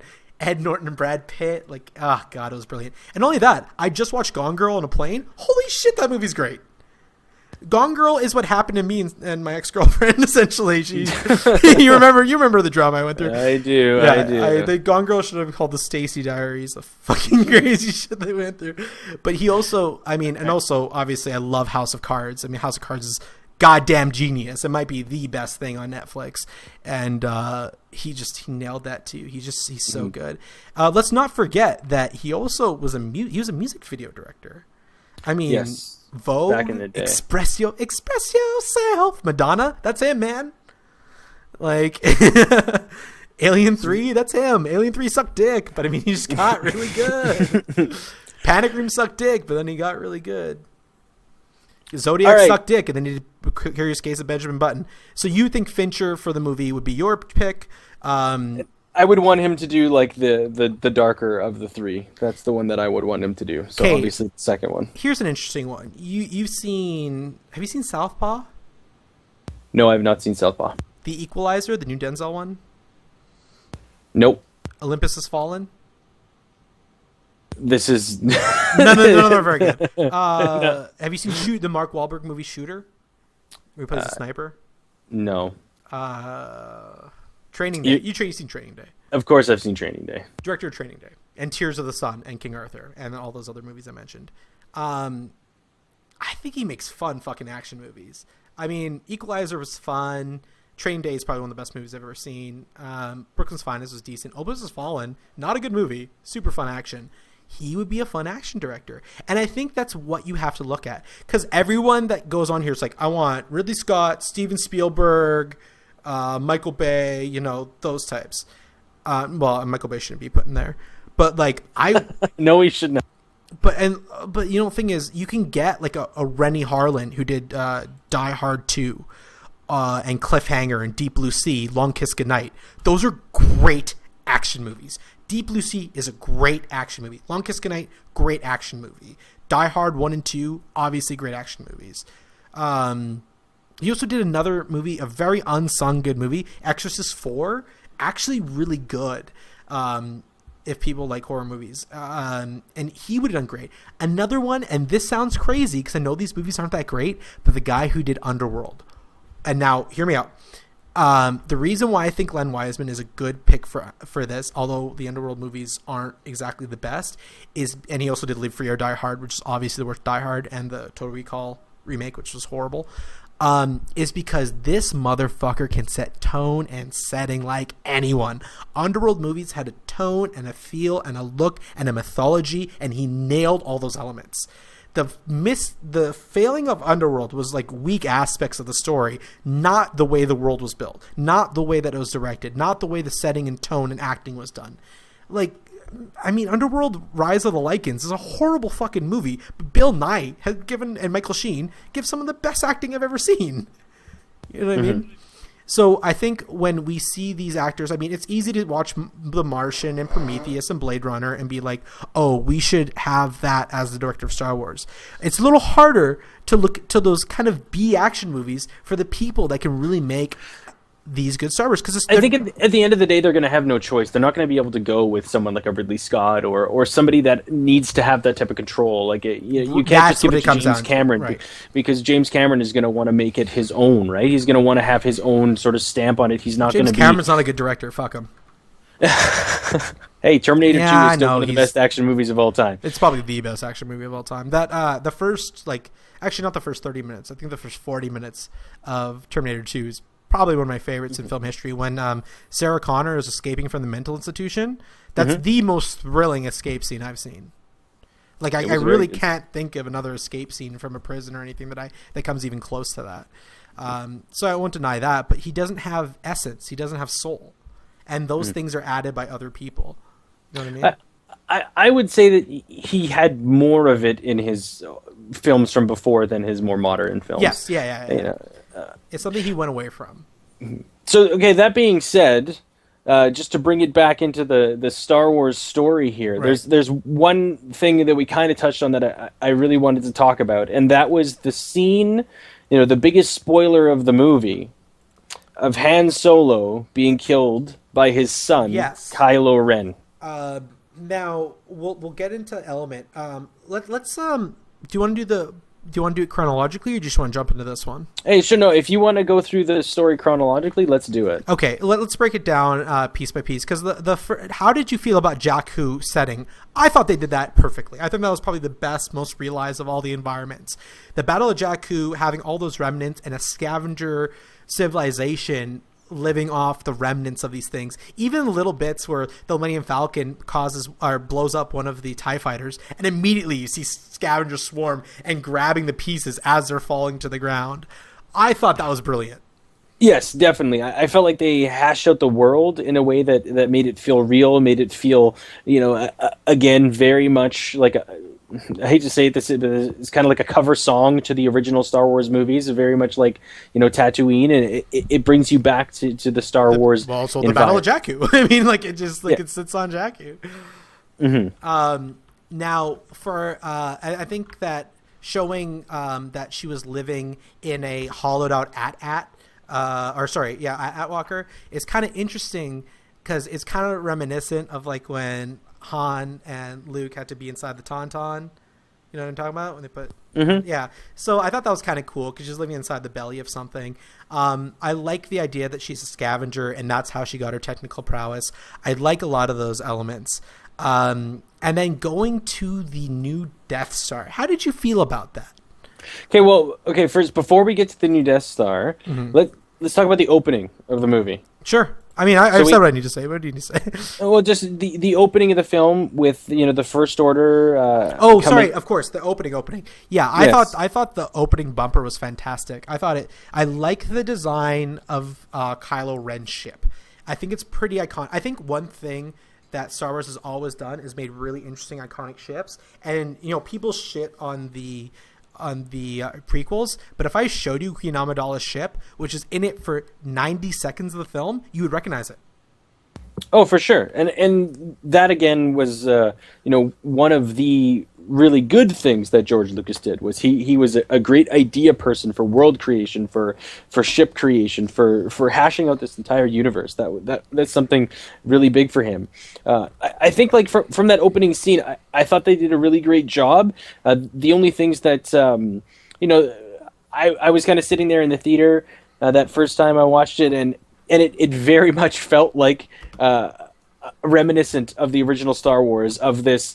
All right, so what happens in the very first Star Wars? Well, the Darth Vader boards this rebel ship, right, and Princess Leia goes to R2-D2 and gives R2-D2 the plans, and R2-D2 has to go and find Obi-Wan Kenobi. Holy shit, the same movie. and if you look at the opening of this is Poe Dameron gets these plans, and he gives them to BB-8. The BB-8 unit, which is essentially R2-D2, except for the new version of R2-D2. He gives BB-8 the plans, and BB-8 has to go and try to get to Leia and the Resistance.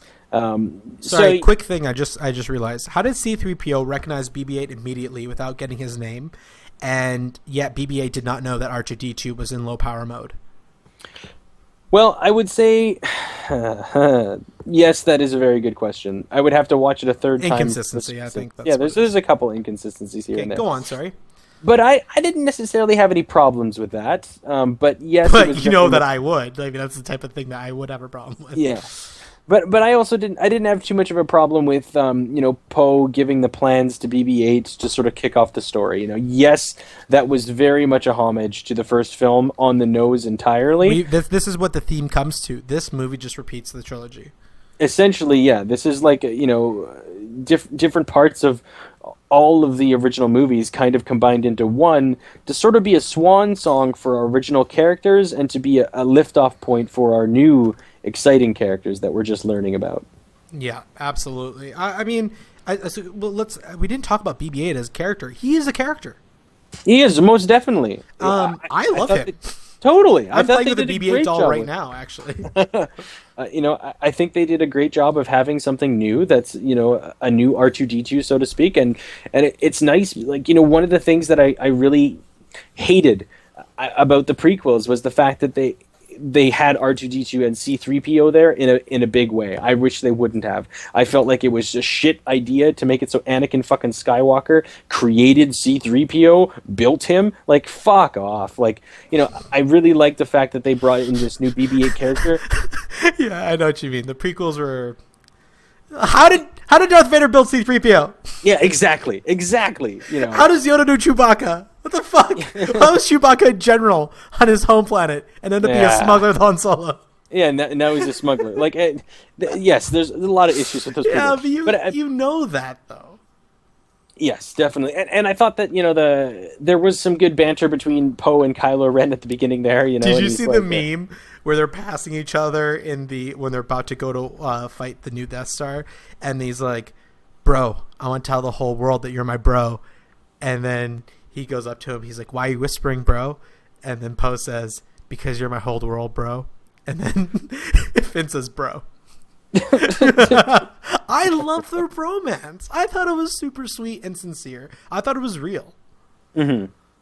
Yeah, they definitely had some good character moments between the two of them. People are now saying that Poe Dameron is the first gay character because of their moments, but they don't understand what boy love is. They just don't understand boy love. They don't understand the bromance. I thought it was a great bromance. I believe them as buddies. All right, so I'll let you keep moving forward with the story, but I just wanted to mention that opening sequence. No, you're absolutely right. I definitely skipped over that. That was my mistake. The biggest thing that I liked from that opening sequence is that he stopped that blaster blast like that And that was fucking cool. That was like the most badass thing he did in the whole movie. Absolutely. I thought that was like definitely. And another bad, I'm going to jump ahead a little bit, but the second most badass thing was fucking badass lightsaber stormtrooper with that spinny fucking spear shit that fucked up John Boyega. The only thing, why didn't they let Captain Phasma do that? I know. Like, you need, I don't know. That one random stormtrooper's badass. If he doesn't show up again, I'll be pissed. Because they should have made him something special. He should have been his own character. He should have been, like, even if he was a red-shouldered one, I could buy that action figure and know that he was that one dude. But if I didn't have the fucking stick in his hand, no one would know that I bought the toy of that stormtrooper. This whole thing is to sell toys. What are they doing with themselves? And not the greatest job in that respect there, that's for sure. So let's go over. So once that escape scene from the Death Star, I thought was really fantastic. The first interaction between Poe and Kylo Ren was something really special, and I hope we have a lot more moments between them, because he's like, "So do you talk first? Do I talk first?" That was funny. Mm-hmm. And when he was inside, he's like, "You should try different methods," and then he screams and he looks into his mind. Like, that was a great moment too. And when probably one of my favorite lines from John Boyega was like, I'm going to get you out of here. I'm a stormtrooper. And he's like, why are you doing this? Because it's the right thing to do. And there's a moment, he's like, it's because you need a pilot. He's like, I need a pilot. Yeah. I thought that was a great, real moment. I believe the chemistry between the characters. And that might just be because Oscar Isaac's such a capable and competent actor that he almost carries that into his performance. Well, it's also modernizing. It wasn't the dialogue. Well, but it is also modernizing the screenwriting. Like that is hands down, those types of scenes, and we get quite a few of those moments in the movie that I really do enjoy. That's an Abramism, though. That type of line where it's like you think there's a noble character motivation, but ends up being funny is something that I've seen in Lost and Alias, and obviously the exact same line happened in Star Trek, where he's like, "I need you to help me with this because you're the only one who can do it." It's like, I need you to help me because you're the right man for the job. He's like, I'm the only one that can operate this ship, can I? He's like, you're the only one that can operate this ship. It's nearly the exact same lines, but it's a great moment between Simon Pegg and Kirk. But I mean, like, I'm okay with them repeating J.J. Abrams' jokes. No, I'm totally 100% game. These do are more of that. Abramisms. Yes. What did you think about FN 2187 as the name, and then him being called Finn? I was okay with that. I was fine with Poe giving him the name of Finn. I thought that was cute because I think that showed cute. God damn, I sound gay. But I thought that it shows why he would have a type of reverence for Poe, because Poe literally was the first person to give him a name. He's almost like, he's like an older brother. I don't know. I just really believe that relationship more than any of the other relationships. Mm-hmm. Well, one of the things about Finn's character, especially in that opening scene where we have Poe Dameron who's captured, and Finn goes in and sort of essentially releases him and takes him and says, I need a pilot, and they get into a TIE fighter, and then Finn gets into this TIE fighter and Poe's flying because he's a pilot, but Finn, who is this stormtrooper who we don't find out till later on in the movie, but he's been he's been a janitor, and he's been in one fight that he didn't shoot a single shot, and he basically turned around, and now he's trying to run away. He gets in this, and he starts firing the guns at like all of these other, FN 2756 or BD like 2605s or whatever. Sure, and he's killing these people that he's probably been living with for the last 15 years. Mm-hmm. So it's there are some like some character things in different places that kind of come up, but I still enjoyed that sequence, and I did like how when they're escaping from is that a Star Destroyer I think they're on? It's kind of like a Star Destroyer. When they're escaping out of it, that they actually get shot down, and they crash into Jakku. Yes, yeah. I guess it's an Imperial Destroyer, but one thing I think is funny is that FN 2187 is a hidden meaning. Do you know what it is? I have no idea. So a lot of people think that FN 2187 is a reference to N2187, which is the cell that Leia was held in Empire Strikes Back. Oh. But if you actually look closer, 187, have you ever seen the movie 187 with Samuel L. Jackson? Don't think so. 187 is the police code for homicide, for gun homicide. So if he's FN 2187, he's fucking nigger 2 times police murder 187s. I don't think that's... I think that's what they mean. I think that's what I think FN stands for fucking nigger 2 times killing a cop. I'm gonna have to agree to disagree. I mean, of all the theories that we'll present, I think the FN 2187 is probably the most concrete. Yeah, but come on, if you're, I mean, this, it's only because I'm a racist idiot. But like, if you were gonna cast a black actor and a black girl, why would you FN, which on the internet stands for fucking nigger? Like when you're on Counter-Strike and they call you an FN, they're calling you a fucking nigger.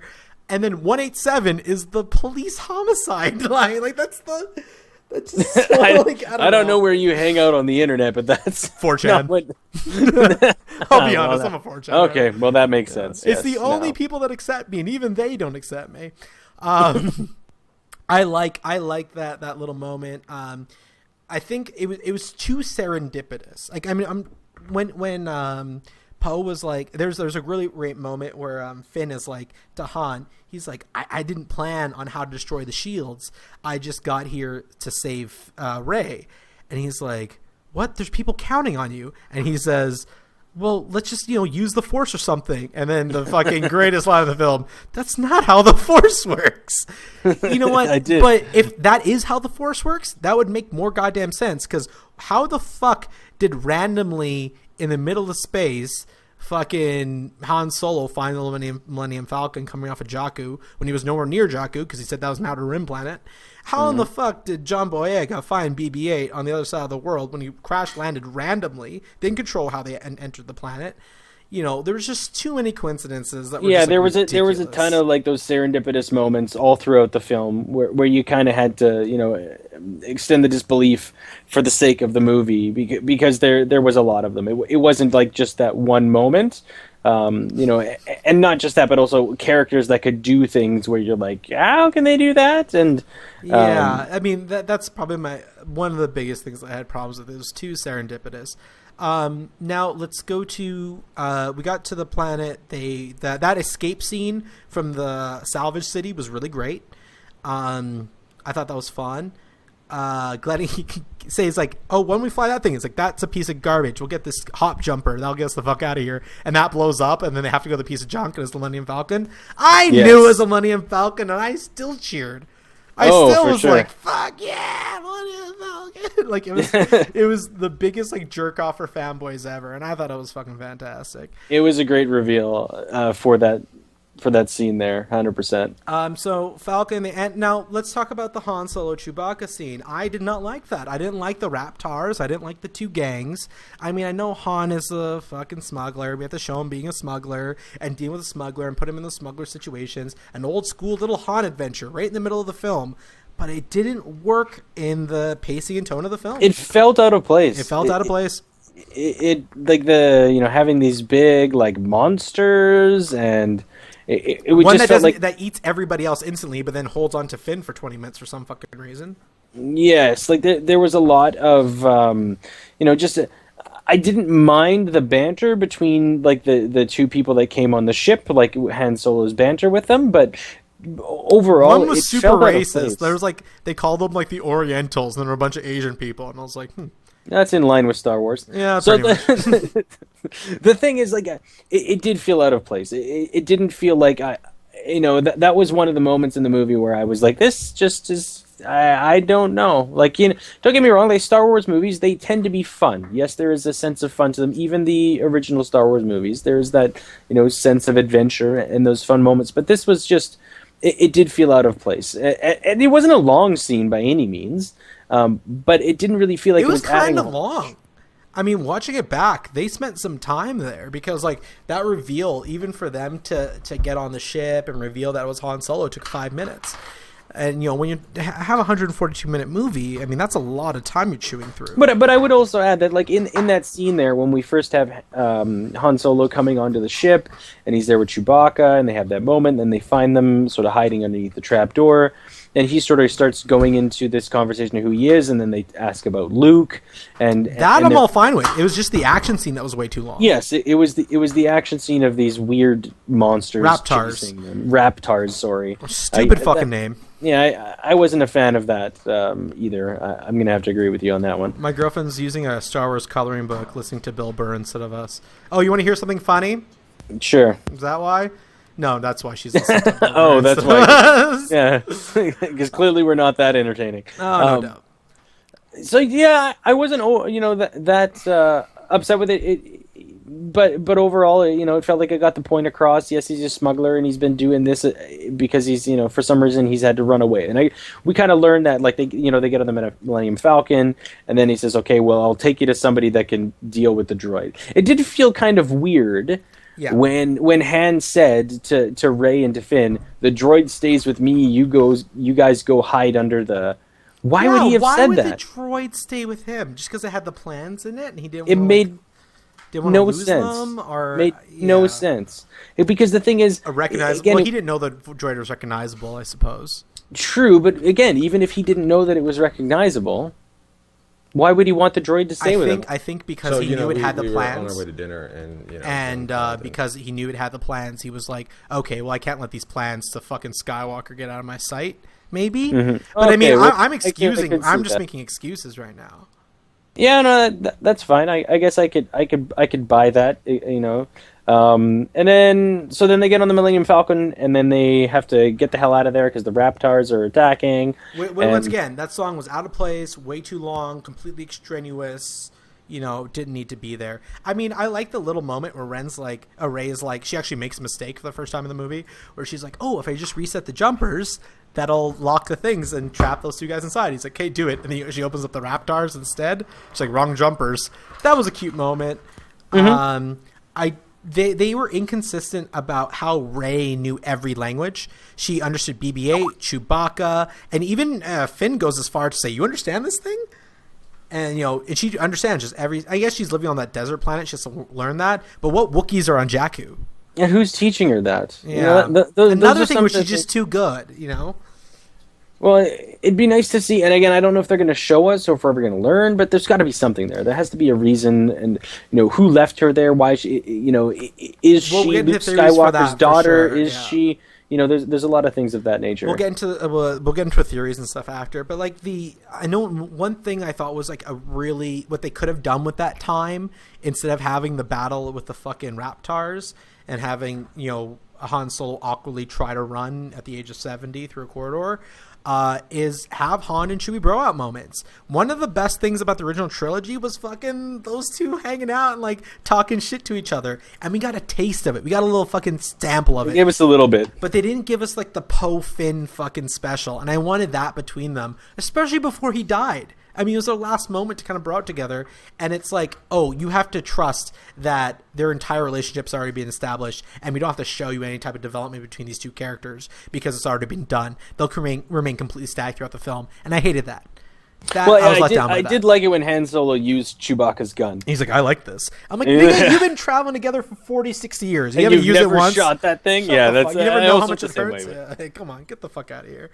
But I didn't like that moment because that it just didn't feel real to me. But then after that ends, we get the aerial dogfights, and I fucking came so hard.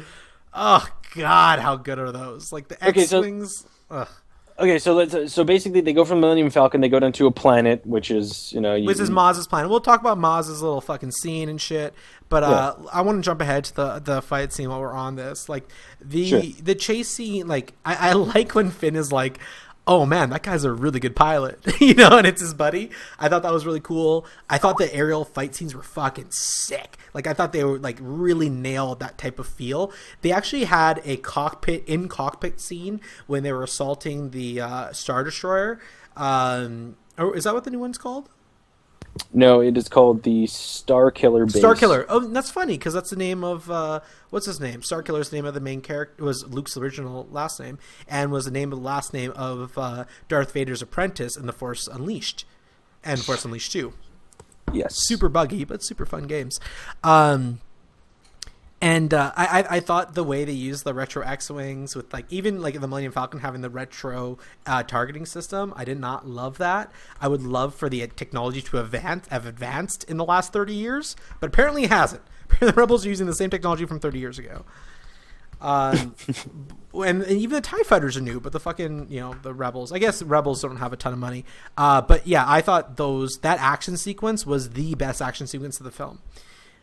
Was the aerial dogfight above Maz Jobrani's pact when they were stormed by stormtroopers. Because even like the initial point where it starts out with, them swarming, Han and Chewie fucking people up, but then getting caught, and Finn being like, I need a weapon, and Maz is like, you got a weapon, motherfucker, and he opens up the lightsaber and sticks it through a stormtrooper, and that guy's like, fuck you, traitor, pulls out his like thing. That fight scene was sick, and then all of a sudden these X-Wings come in.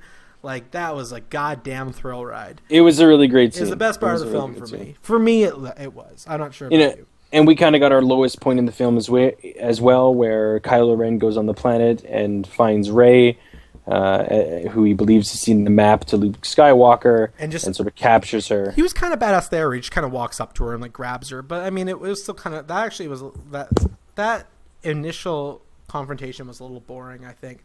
What did you think about Maz's scene? About Maz Katana, I believe her name is, or Maz fuck me. Yeah. Maz Kanata? Yeah, that's what it is. I think it's Maz Kanata, yeah. I was okay with the character, it felt a little bit Yoda-esque. She was definitely the Yoda, but I thought the CG on her was fucking perfect. Yeah, they did a good job with it, and I like the moments, like, so I guess we can kind of roll back there. So they get off the ship that they were with Han on, and they go on the Millennium Falcon. They go down to this planet, and they go to Maz's, which is very reminiscent of the Katina scene in the first Star Wars film. Again, more of that sort of cover song of the original movies. And you kind of go in there, and that once again, go back to the theme, just a repeat. The thing I would say did feel a little weird about that was when Rey goes down into the basement of Maz's bar and just kind of gets drawn to Luke Skywalker's lightsaber, which Now we have to get into a little bit of conspiracy theory here. I'll let you finish, but we do have to talk about that. So we have Rey, who's in this bar with Han Solo and Finn, and Finn basically says, I need to run, I'm not going to go with you guys anymore, and they all kind of start to go their separate paths, and Han says that they're going to find a way to get BB-8 to the Resistance, and then Rey goes down into this basement and goes to the lightsaber. And, first and foremost, why the hell is Luke Skywalker's original lightsaber with Maz, which who knows if we'll ever find out. Mm-hmm. They did add a throwaway line. I don't think it's a throwaway line. I think that's a reference. I think that's going to happen. I don't know. It's too significant to be a throwaway line, but it's fucking J.J. Abrams. He never pays off shit. And so she goes to the lightsaber, she touches it, and she has this crazy, weird flashback that shows, whether it's the future, whether it's the past, a little bit of both. We see the scene with her and Kylo Ren in it. We see this hand, this hand of what we believe to be Luke Skywalker on R2-D2. Mm-hmm. We kind of have all these moments, and then she comes to, and we have Maz there. And they have a little bit of a dialogue, and then basically that's our scene. Rey says she doesn't want to take the lightsaber, and she goes after. She leaves. One thing was weird is that Maz is like, I'm in touch with the Force. I know all these things, and then she looks at Finn. She's like, you want to run away? I've seen those eyes before. She doesn't say shit to fucking Rey. If you can sense all this Force and bullshit, wouldn't Rey just be screaming with it right now? Oh, you would think.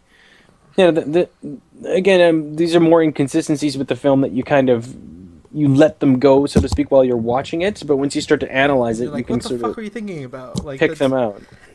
Now, here's one thing, is that a lot of people want to say, okay, this is obviously Luke Skywalker's daughter, because it says, oh, this was Anakin's... this was Luke Skywalker's dad. It's Luke Skywalker's, and now it's yours. So that implies paternal... not paternal, but I guess, family lineage. And that was only ever said in the trailer. It says, I have it. Oh, no, that's right. That line by Luke, where he's like, the Force is strong in my family. I have it. My sister has it. And that shit, that was a re-recorded line for just a trailer. But I'm talking about the line that Maz said to her. She said, it was Anakin, or sorry, it was Luke Skywalker's father's.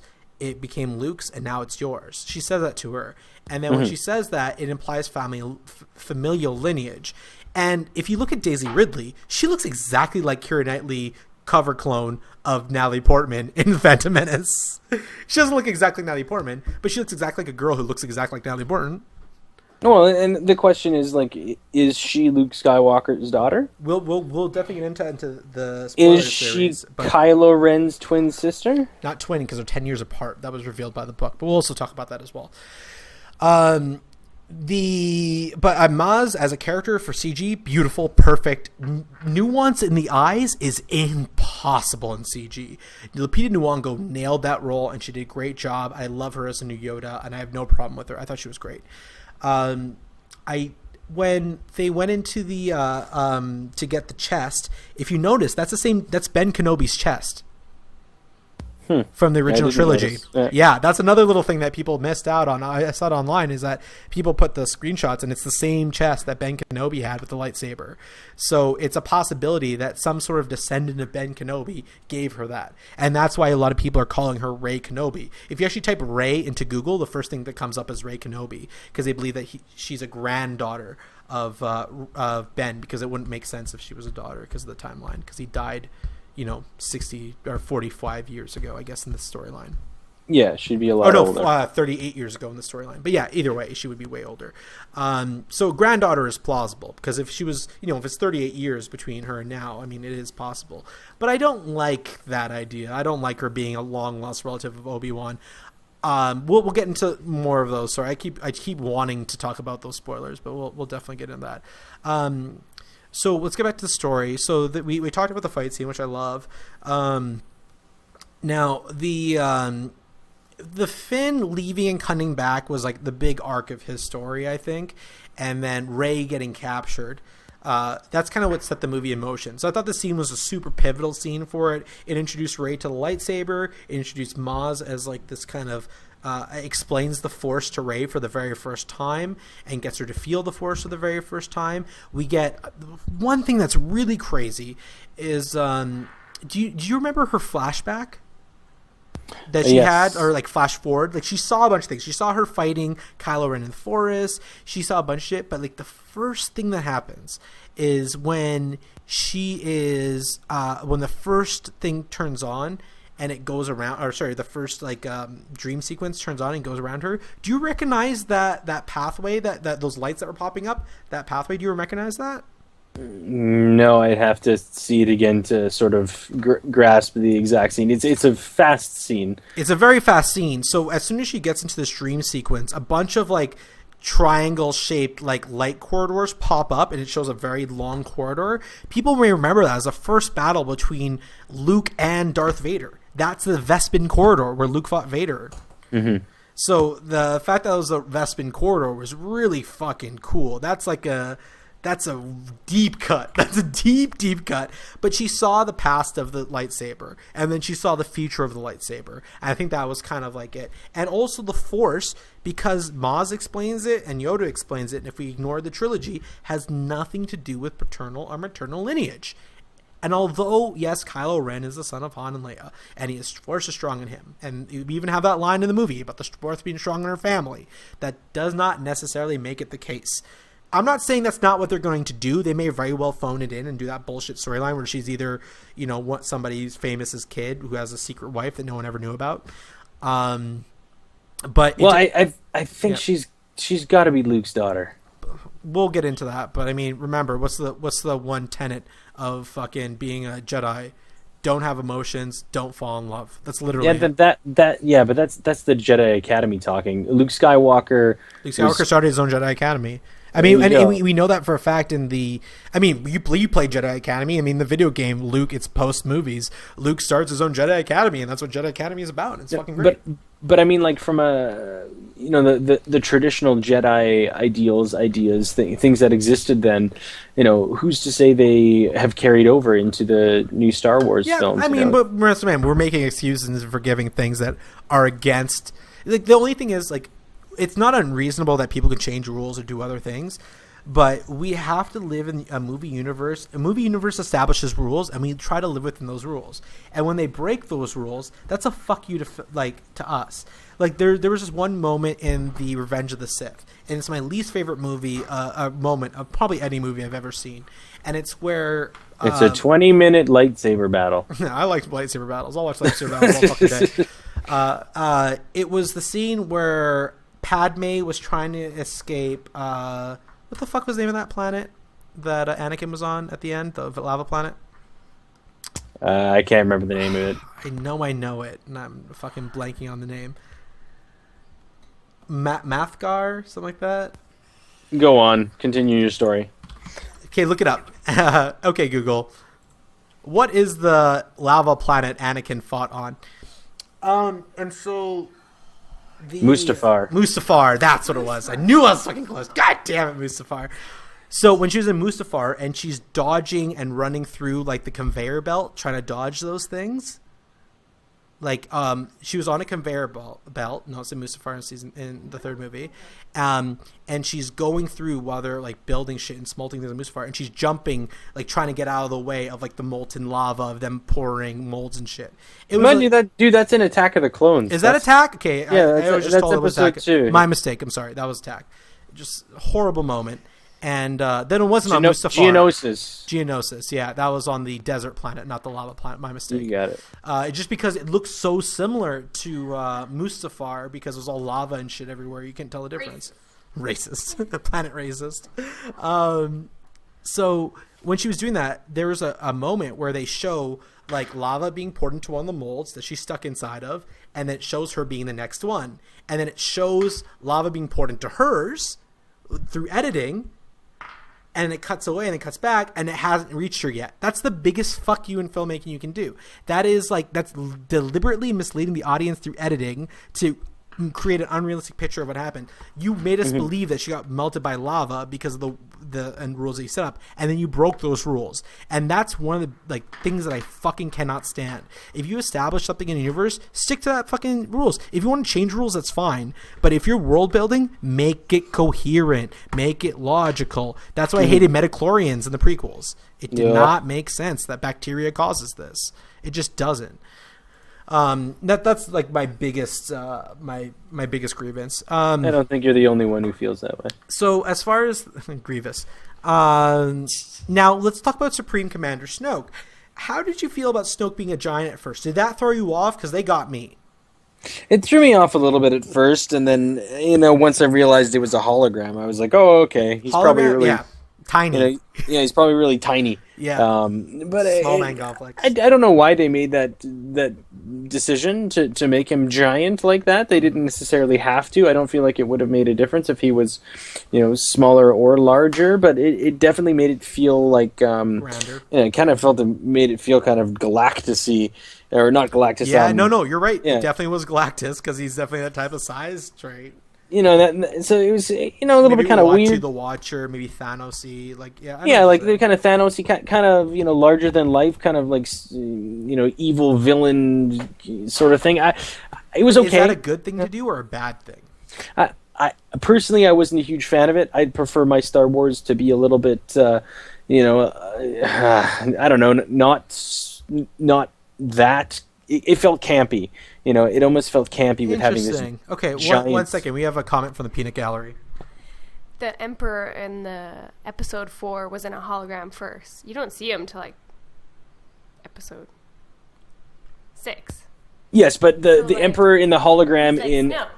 We only see him as a hologram for a bit. But you don't see him as a giant hologram. You see him as a regular-sized shitty hologram. No. So in episode 5, you see the Emperor for the first time. It is a hologram of nothing but his face and his cloak. No, you don't actually see his body. It's in episode 5, Empire Strikes Back. Episode 4, because when he talks to the Trade Federation at the very beginning of the movie, they ask him, "Hey, we have 2 Jedis on board. What should we do?" And he's like, "Kill them." That's the Phantom Menace. That's episode 1. Episode 1. Sorry, what the fuck am I talking about? Episode 1. That's the first time. That's technically the first time that you ever see the Emperor on hologram. No, the first time you see. No, because episode 1. That's why. In 1981, when Empire Strikes Back came out. Human years. You want to go back to reality? How dare you? technically episode 1 and the trade dispute. Okay, so Lord Vader goes into his little bubble thing or whatever the hell he's in, and he gets down on his knees. That's a breathing pod. Oh my god! Sure. We'll have to do a whole Vader episode. There's a thing that talks about the history of why he's like that, and it's all about budget cuts. Just like he's in extreme pain at all times due to budget cuts. So, but anyway, just to sort of give a response to the peanut gallery. Mm-hmm. Yes, they do make him have a large head and a large cloak in that scene, but it's not the Emperor as a giant sitting in a chair to make it visually. It's a large screen. That's why it's large. That's And visually, in this movie, they're trying to make you think that he looks like a giant, or they're talking to a giant. Right? It is kind of a fake out, unless we see him in the end. He is actually a giant. I mean, I don't think that's probably plausible, but we'll get into the plausibility of Plagueis later. Oh, did I say that? I mean, we'll get in the plausibility of Snoke later. Okay, so we did that. Now we go to the First Order Starkiller base. I thought it looked great. It looks like Alberta, which I love. It was desolate and cold and sad, full of a bunch of white people. And the one black guy had a conscience. That feels like me in Alberta. I hated the Stormtrooper design. I think their heads look way too fucking big. They look like chibis. Like, it was just like they look awkward as fuck. Yeah, but they're not your typical stormtroopers, right? Like, these stormtroopers are supposed to be ones that were like, ripped from their mothers around birth and trained. Yeah, they're not. They basically did what the Australians did to the Aboriginals in Australia. Just kidnapped all their babies, raised them as their own to hope and integrate them into society. Yeah, sent them to residential schools. That's just great. What's even funnier is that they kidnapped babies in our generation. If me and you were just Australian ROFLcast instead of Canadian ROFLcast, I would have been a kidnapped Abo child that was raised by a white family because of the years we were born. Isn't that weird to think about? That's fucked up is what that is, yeah. Oh, man, I can't believe they did that in the 80s. Like, they kidnapped children. That's neither here nor there. I love the planet. I like Starkiller Base. I know it's the same shit that happened before, but I don't care. Death Starred up every single fucking thing.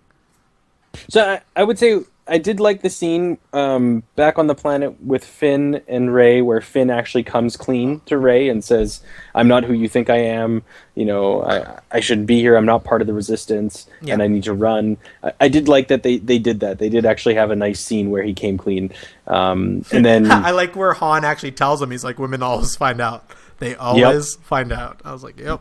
A lot of great character moments between Finn and Solo, hands down. I really liked the few bantery type moments that they had, and then it's nice to see Finn's character, make the decision that, oh my God, Rey got captured. I'm gonna go to the planets and go and rescue her. Things we do for love. And that's where we see Han Solo and Finn go back to the planet where General Princess Leia is. And, they have their character moments. And I didn't mind that. I think you have more issues with Carrie Fisher coming back as Leia than I have. I just think she was very... I'm okay with her coming back. I just didn't think she was utilized properly. Yeah, I think... Yeah, I'd agree with that. They could have done a better job. Yes, for sure. And, I wasn't hugely sold on that moment of, the hug... between Solo and Leia. I wanted her to be mad at him. I wanted her to be like, "Why the fuck did you leave? Fuck you. What the fuck are you doing here?" Because that's Leia. That's the Leia I know. This Leia was soft and sweet. This is not the Leia I've ever met. Well, I think we're supposed to believe that, She's a baby. She's a mom. Yeah. And this stuff happened between them 20 years ago or 15 years ago, and Han left, and he's been gone being a smuggler for the last over a decade type of thing. And I think they said. I think in the timeline it's 7 years. Oh, okay, maybe. I don't. Or actually, even less. I think it might be 4 years since Luke Skywalker disappears. Okay, well, that's... I'll double check, but I'm pretty sure that's what it is. Okay, how did you feel about Starkiller Base being another Death Star? I felt like it was a little bit convenient, but again, this was just a cover song for the original movies. That's not really an excuse, but I think that it's okay. I wasn't a huge fan. Yes, it can eat a star, which was kind of an interesting concept. No, fuck that. That was the exact same thing that happened in goddamn Star Trek. They have these fucking world-killing vehicles. Same thing every movie. Fuck you, J.J. Abrams. Stop making world... That was what 1 and 2 were about. Mm-hmm. Well, basically it was Star Wars number 4 and then Star Wars number 6. Both of them had Death Stars, and then this is Star Wars number 7, and now it has another Death Star. 1 and 6, all of them had them. Every single one had a goddamn Death Star. Episode 3, 4, 5, and 6 all had Death Stars, and now Episode 7 has a Death Star. 5 didn't have a Death Star. 4, 5, and 6, because the Death Star was destroyed, but they started rebuilding it. Did they not show the rebuilding of the Death Star in 5? No, Empire? So in 6, it's still being built. Right, and then they redestroy it, even though it's fully operational. Okay, but they didn't show it at all in 5. No, they didn't show anything about it in 5. Really? Man, really? Okay, I'm remembering that wrong. That's what I've rewatched all the Star Wars. Okay, good. I haven't, so I've never. Should I come clean and tell people I've never seen the Star Wars films? I've never seen Episode 4, 5, and 6. But as you guys can tell, I know more about Star Wars than you do. So fuck off. All right. So what? I haven't seen the movies. I've read a lot of books. I know what the fuck happens. I watch fucking Family Guy and Robot Chicken and YouTube reviews and Mr. Plinkett. I know what's up. You should probably watch them. But anyway, nor here nor there. George Lucas. I just don't like him as director. So then we have, where essentially they go to the Star Killer base, which is a weird name for it. Han Solo and Chewbacca and Finn. Finn's going back to get Rey, but he doesn't really tell them. And Han Solo and Chewie go back there because they're going to go and blow it up, because there's this component of it that if they blow up, then the fighters can come in and try to destroy the whole thing. And it's the same fucking story as Star Wars. Exactly, it's the same Star Wars story we've seen multiple times before. But you did mention there was a really great character moment when Finn says, I was with sanitation, and I'm just here to find Rey. And he says, well, people are counting on us. How are we supposed to just use the Force? That's not how it works. So then they find Rey. Actually, let's talk about that scene before we dive into that. So okay. So there's a couple scenes we've kind of been missing. So Kylo Ren has a few scenes, aside from him being a whiny bitch where he destroys things when things I like his whiny bitch destroying shit. I know I'm making fun of him for being an emo faggot, but I don't mind him being an emo faggot. He's a better emo faggot than Anakin was. He wants to be like Vader? Do it. You're being an emo bitch. You're just like Vader. You're annoying as shit. You're emotional. You fucking have outbursts, but instead of crying about it to Padme, you're blowing shit up. I'm okay with that. Okay, well, you can that see. This is something that I forgive personally. I mean, yeah. Well, so he has that moment with Darth Vader's mask, which I'm still confused about. What did he go dig that up from the battle on Mustafar? Yeah. No, it's on Endor. Sorry. In Endor, yeah. Whereas Darth Vader's body got burned, like whatever. Nor here nor there. But that scene where he first reveals his face. How the fuck did he get that helmet? That's a very good question. About that. Did he go for a swim? That was actually the original plot point of the storyline. Instead of Luke's lightsaber, it was going to be about getting the helmet of Vader. Yeah, I think the lightsaber was a better choice. Do you like that he used the gravel from Mustafar to put the helmet on? The gravel from Mustafar to put the helmet on? Yeah, so like when he puts Kylo Ren takes off his helmet, that melted battled up helmet, that was one of the Imperial Knights from Knights of the Old Republic. That's what that mask is. That mask from Knights of the Old Republic, some of the Old Republic Knights apparently fought in Mustafar during the final battle after Operation Order 66 was sent out by Palpatine for all the clone troopers to kill off all the Jedi. And so, like, that melted Mustafarian helmet, or that melted helmet from the Old Republic, might be, like, that he found on Mustafar is probably why his helmet's all fucking damaged. If you notice that his, like, helmet's all fucked up, too. And that's just conjecture, because it just looks like a similar design. And because of that, it kind of, like... when he takes off his helmet, he puts it on a bunch of gravel, and people were speculating online that gravel that he put it on was the ashes from Mustafar, or the ashes of Vader. I like to believe. Well, so do you mean the ashes of Vader at Endor? Yes. On Endor, okay. Yes, or Mustafarian Rock, where he became Vader for the first time. Good God, this is like way too fucking speculation for me. Yeah, okay, this might be a little too deep, but it's one of those interesting little tidbits that might come out to be something later.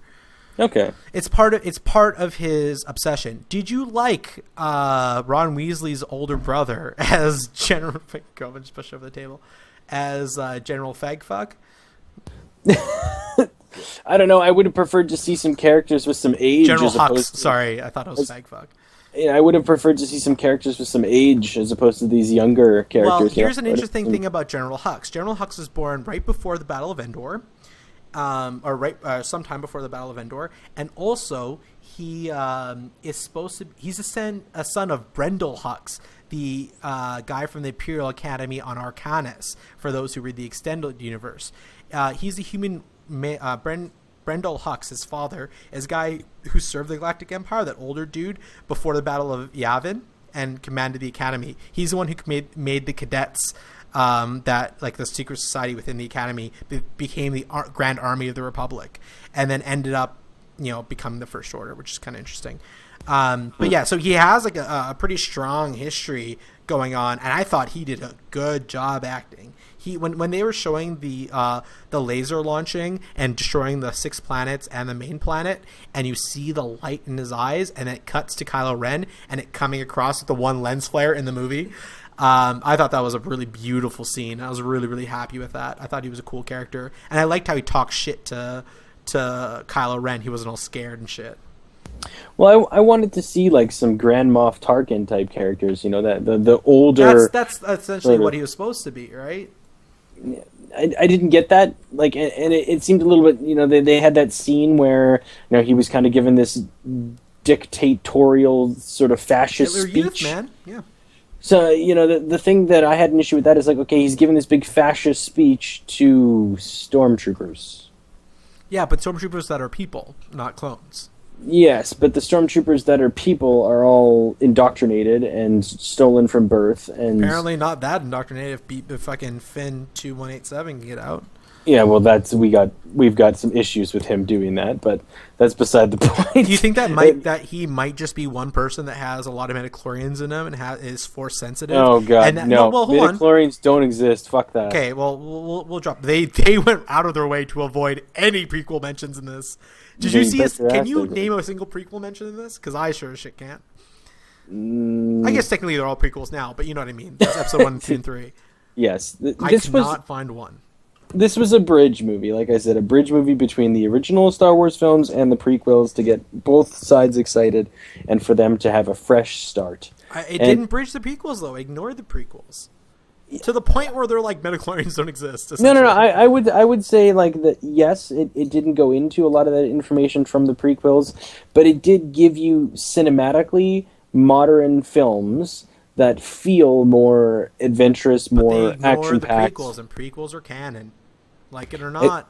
I think that what you're going to see with the continuation of the Star Wars movies under the direction of Disney will be something more ambiguous. I don't think they're gonna. Yeah, they don't put themselves out there like that. They're not gonna want to be. Yes, we don't get the world building that we got from the Star Wars prequels. Yes, there's a lot of details. There's so much new shit in episode 1. I mean, it wasn't a good movie, but there was so much new shit. There's nothing new in this movie except for BB-8. Pretty much, yes. BB-8 and the new characters. That's pretty much the new thing. Maybe the Claymore lightsaber? There's a few things, but it's very minimal. Yeah. It's not like the prequels, where every prequel you see something brand new. New aliens, new planets, new people, new environments. You see a lot of that. And, maybe they'll get more into that as they expand into the other movies and those things like that. But I think for this one, they fucking were playing it as safe as possible to try to make everybody as happy as possible. And I think they did a good job overall. Yeah, absolutely. Okay, let's talk about the First Order attacks Takodana. And Ren interrogates Rey, and then somehow Rey is better at the Force than him instantly. One really great moment that I loved when when Rey was being interrogated by Kylo Ren. I I know you didn't like that they took off the mask there, but I understand why they did it thematically. I love that when she mind tricked the stormtrooper was the best acting I saw in that film, because she was like, she said it unconfidently, then she said it more confidently, and he's like, fuck you, and then she don't just stand there, clean it up, bitch. My drunk girlfriend just spilt a bunch of juice all over books and vodka. Their early years. When that stormtrooper that she mind tricks is Daniel Craig, which I thought was a really great cameo that not a lot of people may have known about. I did not know that. That's pretty cool. Yeah, that's Daniel Craig. I thought that was a really cool, like, little thing that, you know, that people kind of got their minds blown about. There's a lot of interesting cameos in this. We had Daniel Craig, Michael Giacchino, who people may not know, but you've heard him. He's the guy who does the scores, like the musical scores for Medal of Honor, Lost, Alias, Fringe, Call of Duty, Mission Impossible, Incredibles, Star Trek, Ratatouille, Super 8, Cars, 50/50, John Carter, Dawn of the Planet of the Apes, Jurassic World, Inside Out, Zootopia, The Muppets, and Wizard of Oz. And that's just part of it. So he's done a ton of musical stuff for like a lot of shit that we do. I mean, fucking who doesn't know the music for Call of Duty as a gamer? You know what I mean? Or who doesn't know the music for Fringe or Lost? I mean, Lost was very simple, but also had a very, like, you know, even the music in Incredibles was great. So he was also a stormtrooper. Daniel Craig, you know, obviously the mind trick stormtrooper. I thought that was really great. Nigel Godrich was also one here, and you guys probably know him from Radiohead. The producer for Radiohead. I don't know. I thought that was kind of cool. Interesting. Yeah, I thought that was neat. J.J. Abrams' assistant is Morgan Dameron. And that's where Poe Dameron got his name from. And she actually shows up as a resistance officer. His dad, Gerald Abrams, appears as Captain Cypress. Pip Anderson, Christina Chong, Maze Rosario Stellars, Leon Best, Judah Freelander, who people know from 30 Rock, and Kevin Smith were also voice roles in the film as vocal cameos. Another vocal cameo, which I think is the most interesting, is Ben Schwartz from Parks and Recreation, who plays John Ralphio, who is the worst. Oh, I was. He is the worst. There we go. That's better. And Bill Hader from Saturday Night Live were the vocal consultants for BB-8. Oh, that's cool. Yeah. Also, a lot of guys from Star Wars Clone Wars, Star Wars Rebels, and also Starkiller himself from the Force from Force Unleashed, all showed up as voices in the film. I did not know that. Yeah, so there's a lot of really cool, smaller cameos for people, but they didn't shove it in your face. Like they do with most, like there wasn't a Marvel cameo where they're shoving in your face, like fucking Falcon showing up in Avengers, or in Ant-Man, sorry, which was fucking useless, by the way. Although I love how he kicked his ass. I thought that was kind of funny in Ant-Man. But I thought it was cool to see, you know, Kevin Smith, Judy Freelander, and, you know, the Rebels and Clone Wars cast, you know, because if you're going to get people to do it, why not make it people part of the universe already, right? Yeah. So there's some really cool cameos. Let's get back to the storylines. All right, so I think we've waited long enough. Let's talk about the scene. Which scene? Let's talk about the scene. Han Solo. Oh, yeah, getting killed. Okay, yeah, we're at the point. Okay. Han Solo is in the building on Starkiller Base. I loved how the lighting was half blue and half red on his face when he was talking to his father on the bridge in the oscillator control room. So they're planting charges to blow up this control room area, which will make it so the Starkiller Base can be attacked. It's a power oscillator. So what for the shields or whatever, so the fighters could get down to the planet. The power oscillator is actually to contain the energy of the shooting core.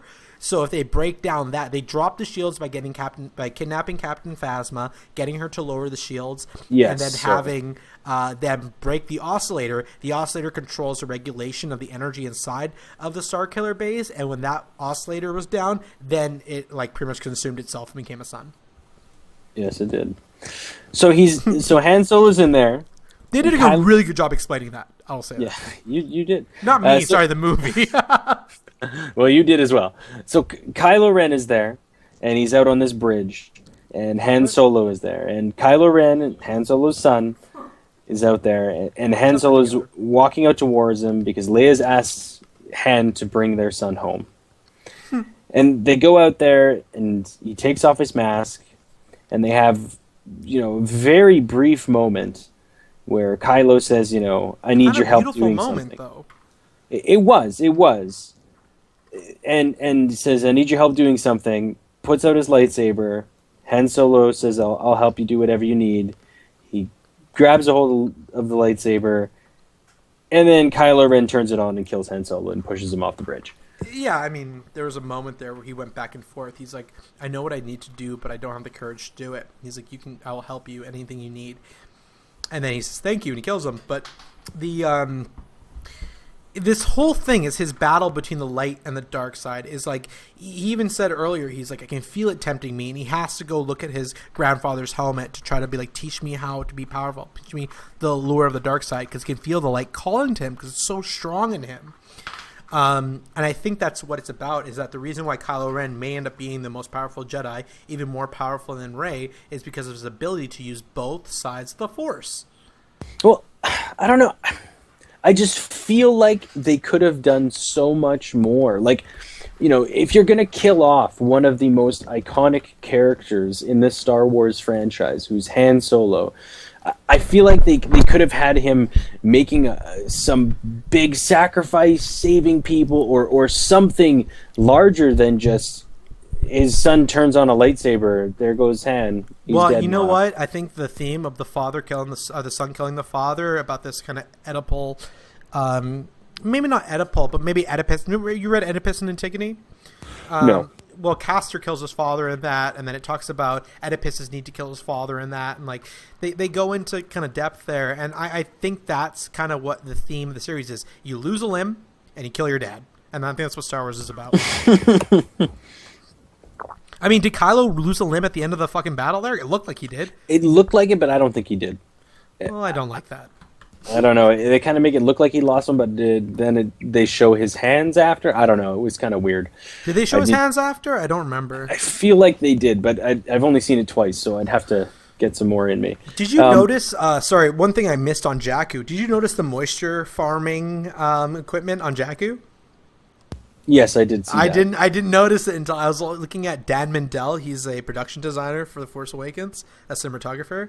And he posted pictures of the extractors, and I was like, motherfucker. For those who don't know, the moisture extraction is what Luke's family did on Tatooine. They poured water out of the air and sold those people, essentially. They were moisture farmers. Which is the perfect place to hide your Jedi son, you fucking morons. I will say this: I did like how Chewbacca shot Kylo Ren. That was cool, and they used that shot as a justification for why he couldn't perform later on and why he was getting his ass kicked. And I'm okay with that, because I know what it's like to train with injury. I know what it's like to fight with injury. And apparently, killing his father made him weak. That's what happened, because it hurt his heart, it hurt his soul, and actually weakened him. It didn't make him stronger like he thought it would.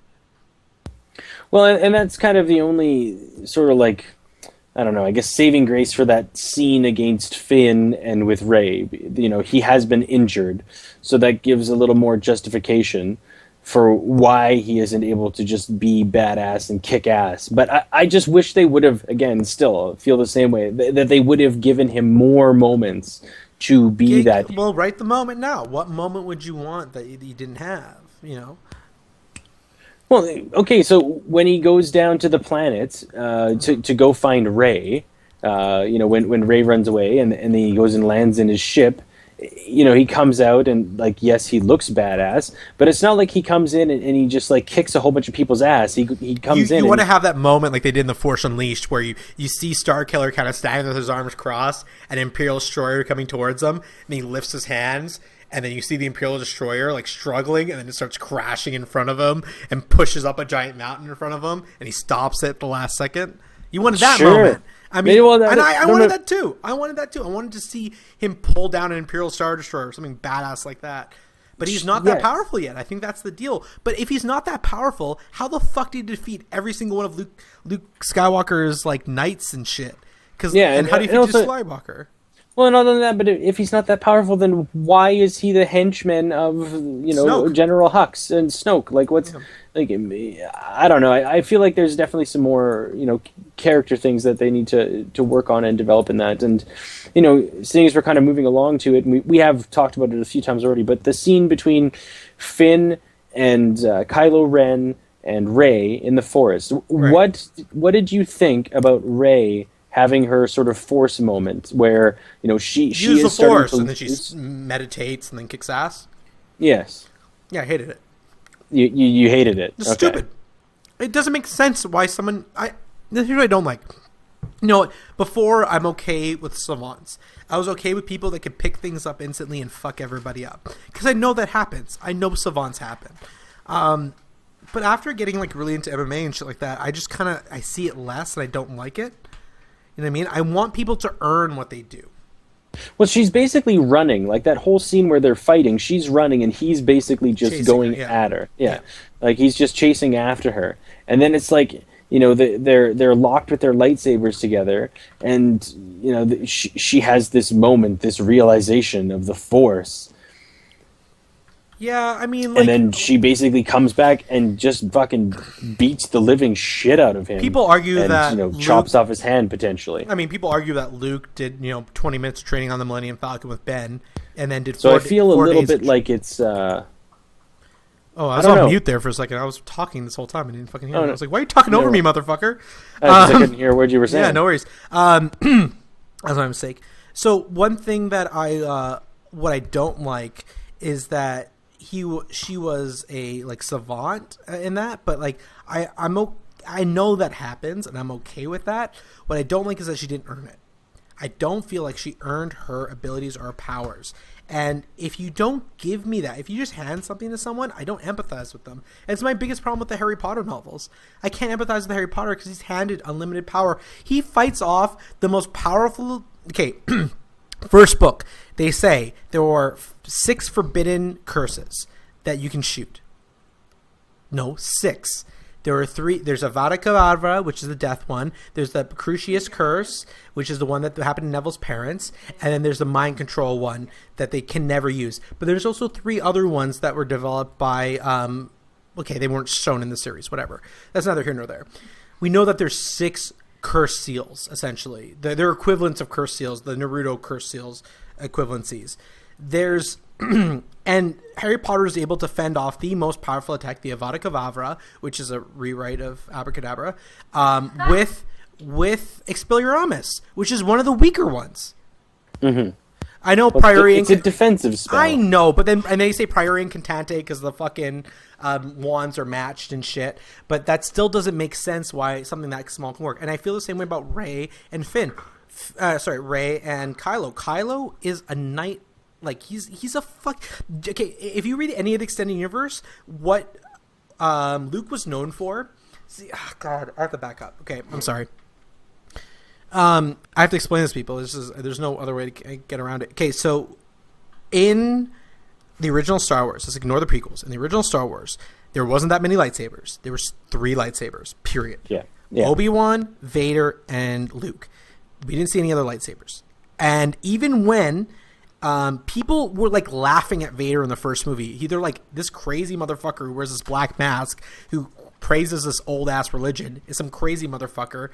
And he has some crazy ass weapon. And then even what does Palpatine say to Vader in the second movie? Oh, you use that Jedi weapon. Yeah, we get it. Okay, so it's not that often. He's like, why would you use such a primitive Jedi weapon? Because we see Palpatine, using mostly Force lightning in the series. And then even Obi-Wan says, he's like, yeah, not everyone used it, but this is kind of like our thing. And so that's why Luke ended up doing it. And Luke ended in the extended universe, which is now non-canon, as they made the new movies. All the extended universe stuff that they made for Star Wars now does not count. It's all, its own shit.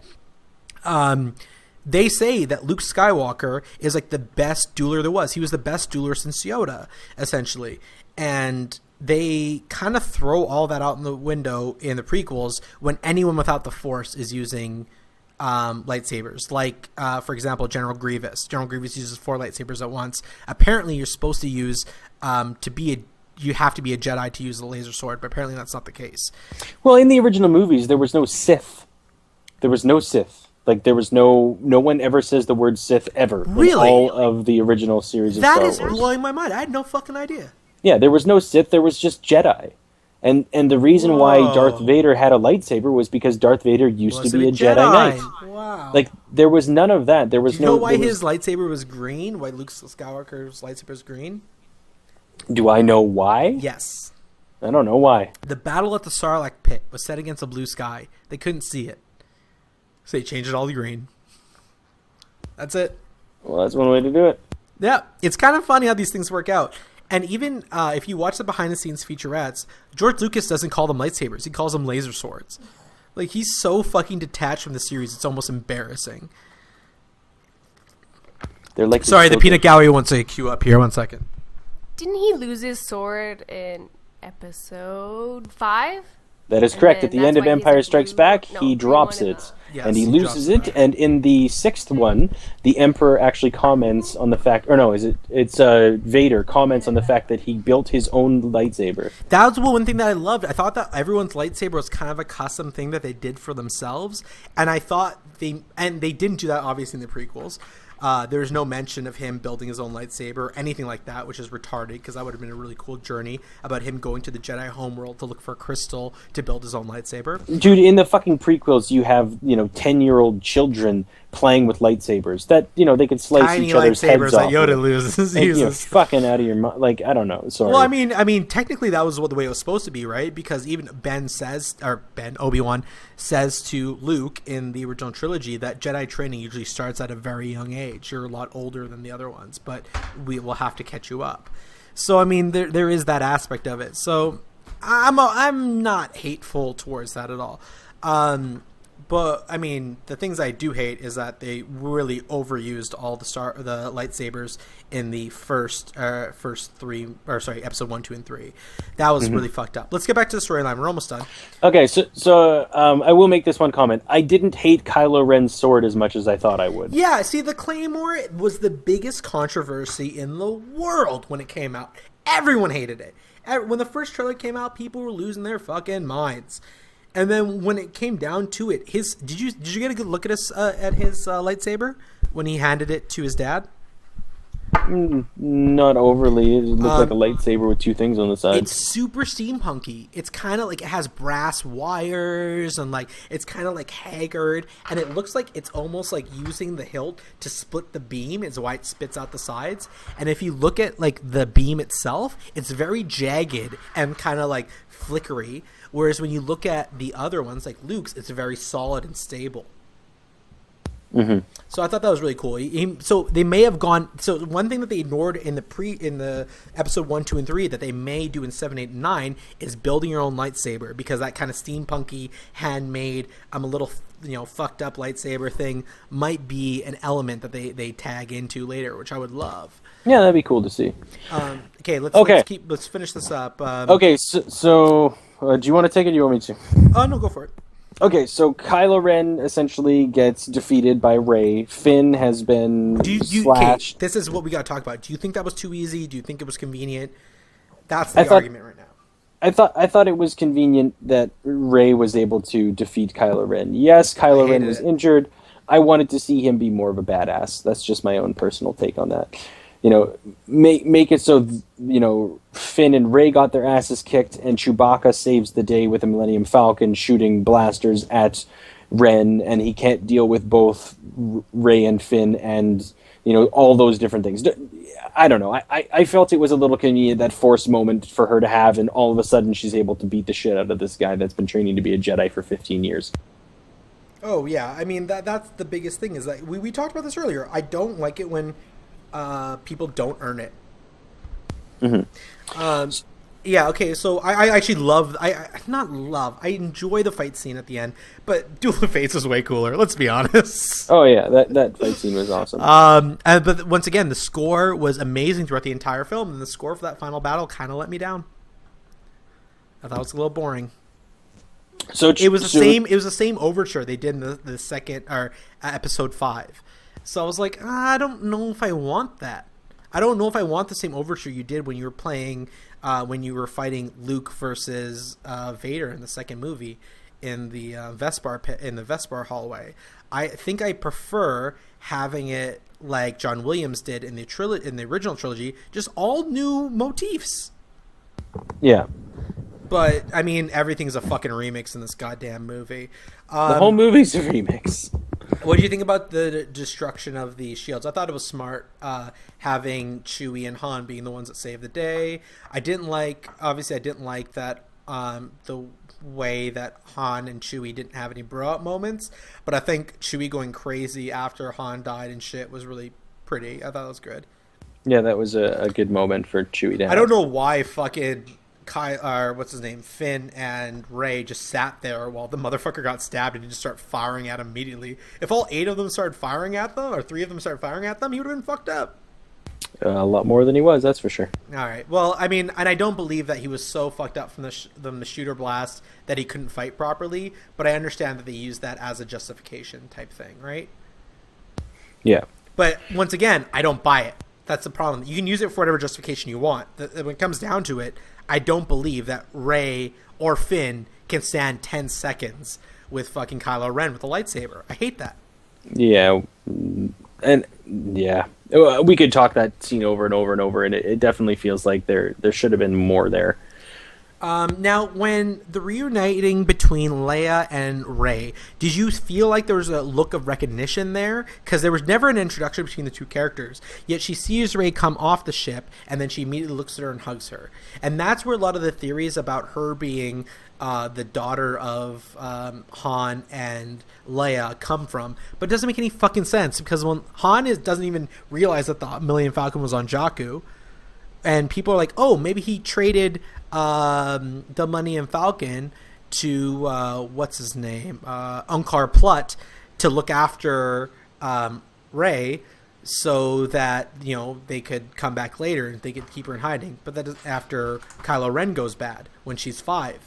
But that doesn't make any fucking sense, because he's like, I didn't know that my fucking shit was on Jakku. Chewie should have gone to Jakku. Why would he make up that type of lie? It wouldn't make any sense. So I think that kind of breaks that theory. I think that scene between Leia and Rey is more of mourning for Han Solo. Exactly. I think it's because Leia's Force sensitive. She's always been Force sensitive, and now she feels the death of Han Solo, and she knows that Rey was connected to him because she knew the importance of that type of shit. I think that's exactly what it was. All right, so we're almost in the story here. We're right at the last part. Right.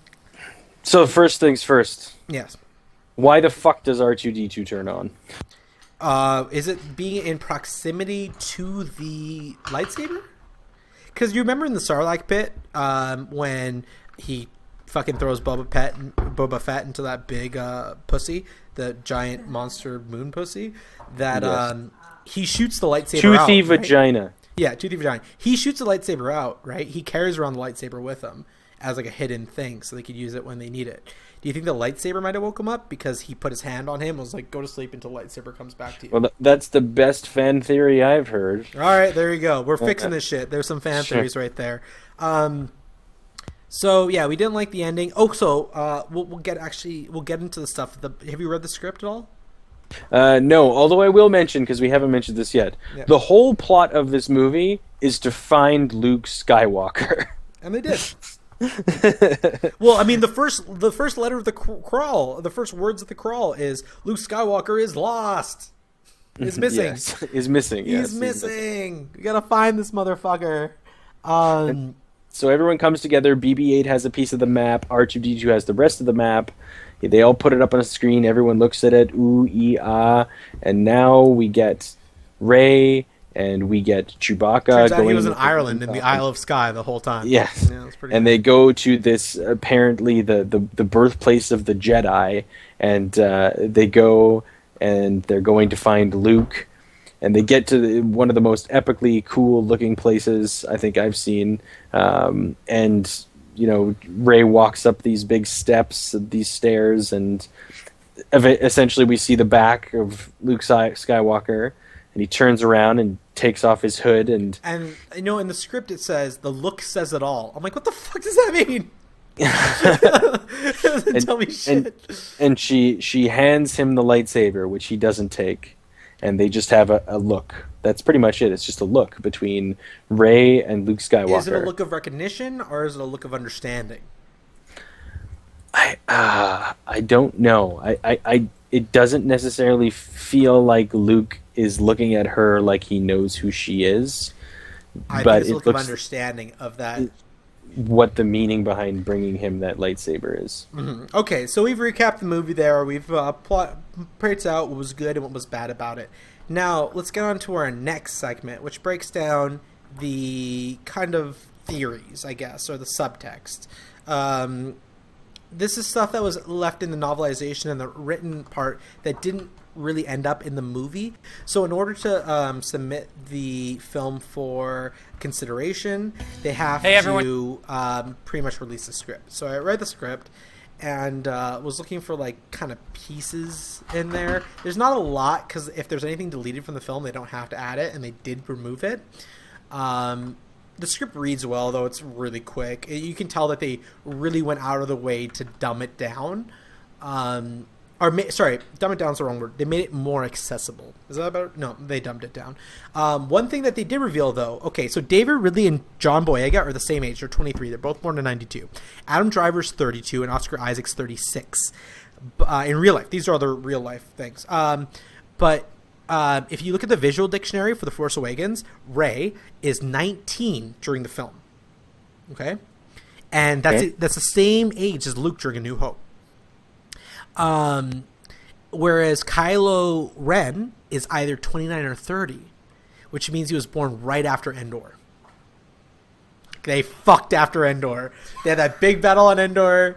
They had a celebration, and they fucked at that party, and they made an evil little Vader clone. So we know that they're not twins for sure, because there's definitely a 10-year difference at least between them. So I mean that breaks basically one of the theories is around there.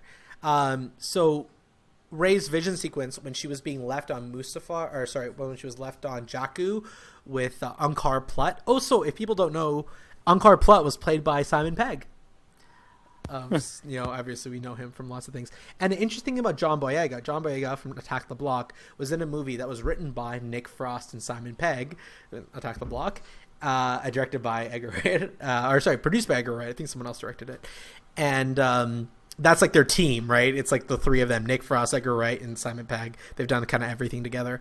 And Simon Pegg obviously worked with J.J. Abrams on Star Trek. And Star Wars as well, because he's Unkar Plutt. I think that might be how John Boyega kind of had a leg in on there, was because of Simon Pegg.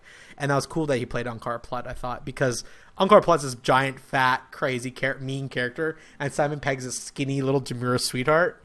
I thought he did a great job, because I watched that movie twice. I had no fucking idea Simon Pegg was Unkar Plutt. He was, know who Unkar Plutt is? He's GameStop. He's like, the Call of Duty was worth $60 last week. Now you get $20. So you just bought this game, GameStop?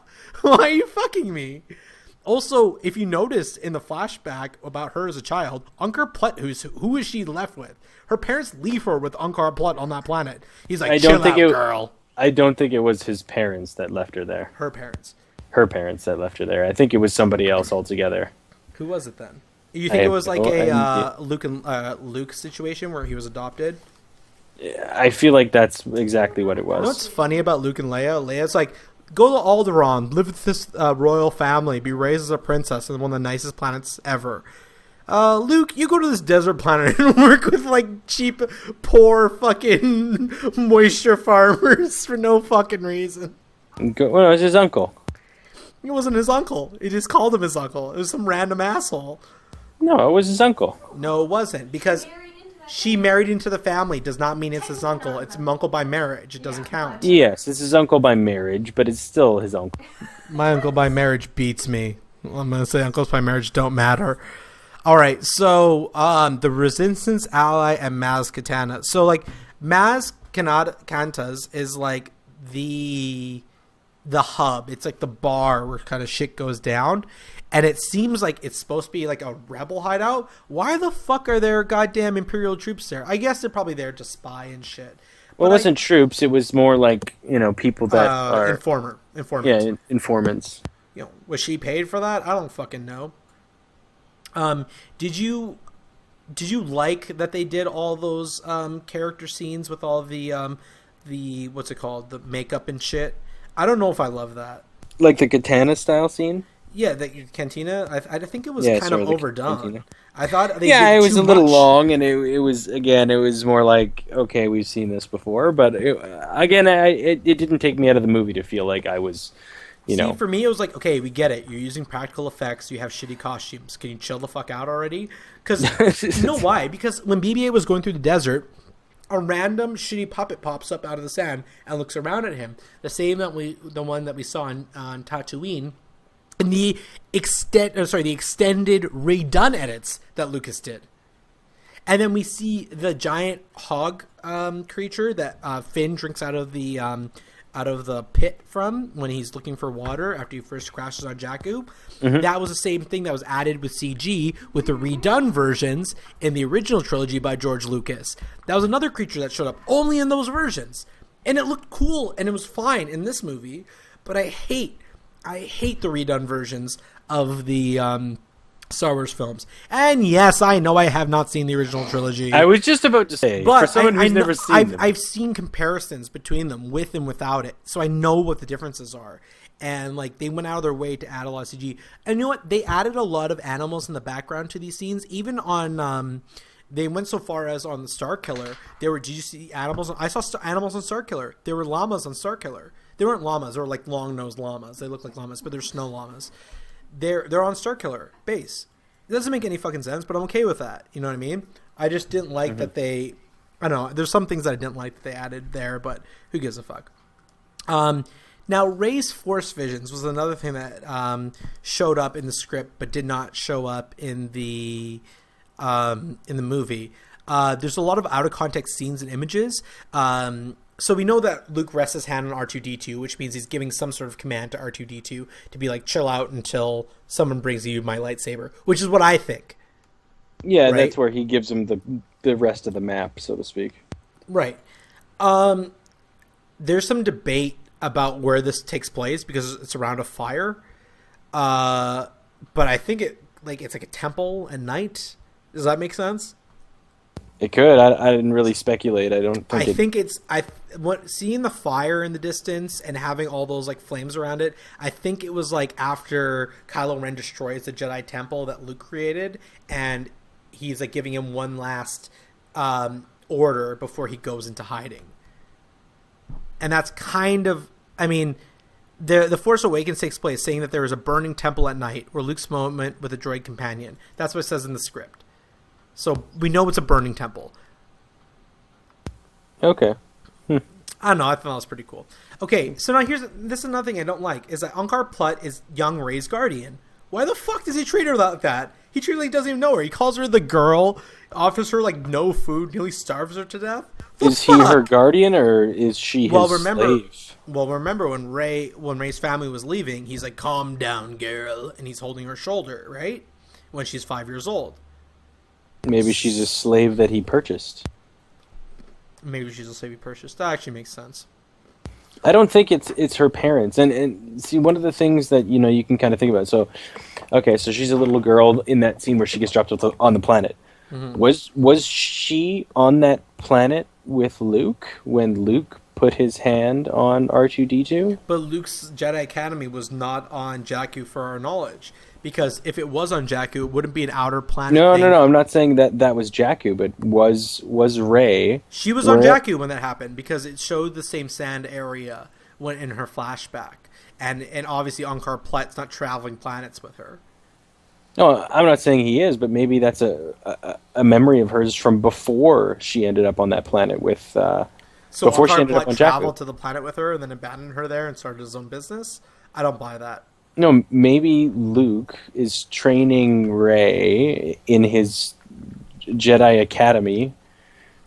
I don't know. But then she would know who Luke is. She doesn't know who Luke is. When what's his name? John Boyega says to her, "I have a map to Luke Skywalker." She's like, "Luke Skywalker? I thought he was a legend." Like that doesn't make any fucking sense then. Okay, yeah, I could see that. I don't know. It'll be interesting. I'd like to see what they end up doing with her character and where it goes. Yeah, I mean, there's another thing. What's her name? Leia is referenced as a political pariah in the script.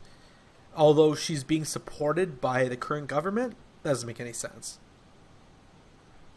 Well, the current government gets all but destroyed in this by Starkiller Base. That kills those 4 planets or whatever. Those 4 planets are planets that were in front of the home base of the what's it called? Of the rebel planet, but Coruscant is where the Republic is. Is that not Coruscant that gets destroyed? Because it certainly looked like it. It does kind of look like Coruscant, eh? Looks exactly like it. But it wasn't Coruscant. How do you know? I'm checking right now. I looked up croissant. How do you spell Coruscant? You looked up croissant? What planets were destroyed in The Force Awakens? According to Vox, the Star Wars universe is mind-blowingly huge. Yavin 4, Tatooine, Dantooine, Hoth, Dagobah, Endor, Bespin, Coruscant, and Naboo weren't in The Force Awakens, and those planets are all I don't know. I think you're looking at a list. That doesn't sound like the planets that were destroyed. It's on Vox, the least reputable news source of all time. Like they deliberately go out their way to be like, if I work for Vox, I am garbage and I have no credibility. Everyone who works at Vox, listen to me. You all suck. You are all worthless. You should all kill yourselves because you should be embarrassed by how bad they are. You have an opportunity as a journalist to tell the truth, but you guys go out of your way to fuck everything up because you're stupid idiots. Coruscant was not destroyed, you morons, but Vox said it was. Just Vox said it was. God, it was the Hosnian system that was destroyed by Starkiller Base. Takodana and one other planet. Well, I wish it would have been Coruscant. Hosnian Prime is the name of it. Because if they would have got rid of Coruscant, then it would have been a much cleaner reboot from the... Yeah, I mean, yeah, totally. But I mean, you can't get rid of Coruscant. It's kind of like it's kind of it's a weird centerpiece of the films, hey? Like they always kind of end up on Coruscant, the original trilogy and the prequels. In the original trilogy, Coruscant doesn't exist. Wasn't that the Cloud City that they go to visit? What's his name on? That is not the. That is Cloud not City. It's not Coruscant. No. What's the name? No. What Cloud City is that? It's on a planet. It's just called Cloud City. It's the I thought Lando. That was yeah, where Lando's at. No, it's the Lando. The Bespin. Bespin. It's Bespin. It's Vespin. No, Bespin with a B. Bespin. Okay. Gotcha. Okay. So that's my mistake. So here's another thing. So the red arm in C-3PO, as I mentioned earlier, came from the comic book where, in a rage, the Wookiee fucking Chewbacca rips off his arm. Which is cool. It says, a memento of another droid's sacrifice. So it could be something else in these movies, but the comic book says it was Chewbacca. So the Rebel Alliance, the resistance is very small. Very, very small. That's why you see the people in the battle room are the people flying the jets. It's because there's not a lot of resistance left. Which is kind of the remnants of the rebellion, but there's not much of a rebellion left anymore because apparently there's a galactic senate again and whatnot. Mm-hmm. One thing about and here I talked about this earlier with Kylo Ren. When he kills his father in the script, he says he is weakened and horrified by what he does, and the shock only wears off when after like this whole thing. So I didn't feel that. I didn't either. And that's a failure of the filmmaker, but the script does mention that he is weakened and horrified. They use those exact words by his father's kill. And here's another thing that was in the script that was not in the movie. Leia knew of Snoke's influence. Well, actually, no. They said in the movie, it's not him. He's not bad. It's Snoke's influence that's doing it. She knows who Snoke is. Now, that's what confuses the fuck out of me. Because Snoke was hidden. Okay, here's another thing that's in the script that's not in the movie. The script says that he's been around since the Clone Wars. Like, he's been around since before Palpatine, even, possibly. So that's why you think it's Darth Plagueis? Well, we'll get into that. But we'll get into theories in a minute. This is just based on the books. The book and the script. These are the spoilers from the book and script that were not put in the movie. But yeah, he also, he had that. And then when Rey is pulled towards the darkness, here's the most interesting thing that they left out of the movie. When Rey is standing above Kylo Ren with a lightsaber down at the end of the movie when they have the battle on Starkiller, she's pointing the lightsaber down at him, and she hears Snoke's voice in her head say, "Kill him." Now, in the script, it doesn't say who the voice is, but if you listen to the audiobook version, it's the guy who does Snoke's voice throughout the audiobook does it there as well. Interesting. Yeah, so Snoke didn't know who Rey was, but he definitely feels her, and now that he has his trying to push for her to make another thing, but she doesn't kill him. No, Kylo Ren tells Snoke who Rey is. He goes to Snoke and says, I can't read her mind or whatever. Exactly, but Snoke initially doesn't know who Rey is. So a lot of people who are theorizing that Darth Plagueis created Ren and knew about it might be incorrect, because if he's Darth Plagueis, he would know who he created. That make sense? Interesting. Yeah, I guess. I'm not really buying it, though. Here's another one that fucking just breaks the movie for me. I mean, he could be lying too. Who knows? Now, here's another thing. In the movie, Kylo Ren pretends that he doesn't know who he is, but when Rey calls upon Luke's lightsaber in the novel, Kylo Ren says, "It is you," and he says "you," and it's in italics, indicating that there's a history between the two. So that's another thing that really kind of throws. And then even the Kylo Ren action figure says, "Is it true? You're just a scavenger?" That's another thing that kind of hints that he might know who she is. Well, we all know that there's going to be something more with her character. What it is remains to be seen. And personally, I'm hopeful that she's going to be Luke Skywalker's daughter, but that's just my own. You're just hoping. Who's the mom then? I hate that. I hate that there's no mom possibility. No idea. Exactly. Convenient plot device. Convenient plot device. You're not supposed to have sex and the mom doesn't exist. Okay. Here's something weird. Okay, so Abrams said in an interview that R2's first scene, where he's in low power mode, BB-8 tells him that he has a portion of the map to take to Luke, and asks if R2 has a rest, and it triggers something in him that wakes him up. That's what Abrams said in an interview. Those are his words. Now, let's look at the novel. In the novel, R2 overhears a conversation between the Resistance leaders as they discuss the map, and Rey mentions the First Order extracted the majority of it from the old Imperial archives. You remember that scene? Mm-hmm. Now, after that, he powers up, though nobody notices. His reawakening happens a lot quicker in the novel compared to the film. So that's super inconsistent between. But they don't even explain why he wakes up in the novel. That's the thing. No, in the novel, they say, this is what they say. He overhears a conversation between the Resistance leaders and Rey discussing that the First Order has extracted the majority of it from the old Imperial archives. And that's when he wakes up, but nobody notices at first because he's under a sheet. He's not in the movie. I know. What? That's the difference in the movie. That's the thing. That's what fucks me. Because I'm like, which one is it? Because they want to see R2-D2. They want to see R2-D2. Right? They're not going to cover him up. I don't know. That was a weird one. I don't know. Now, okay, this is the last one that also fucks with me. So, Rey lands on an unknown planet, which we actually know the identity of, and we will be revealing shortly. It also has a very interesting spoiler in it. And she comes face to face with Luke in this really awkward scene where they have this really shitty camera pan at the end. That was horrible. So long with no talking. Yeah, it was a weird thing. So the entire sequence is dialogue free. Like, there's no one talks. It's way too long. It's kind of weird. The look says it all, Abby. Yeah, the looks. That's what it says in the script. The look says. Here, I'll read you the exact thing that the screenplay says. There's a kindness in his eyes, but there's something tortured too.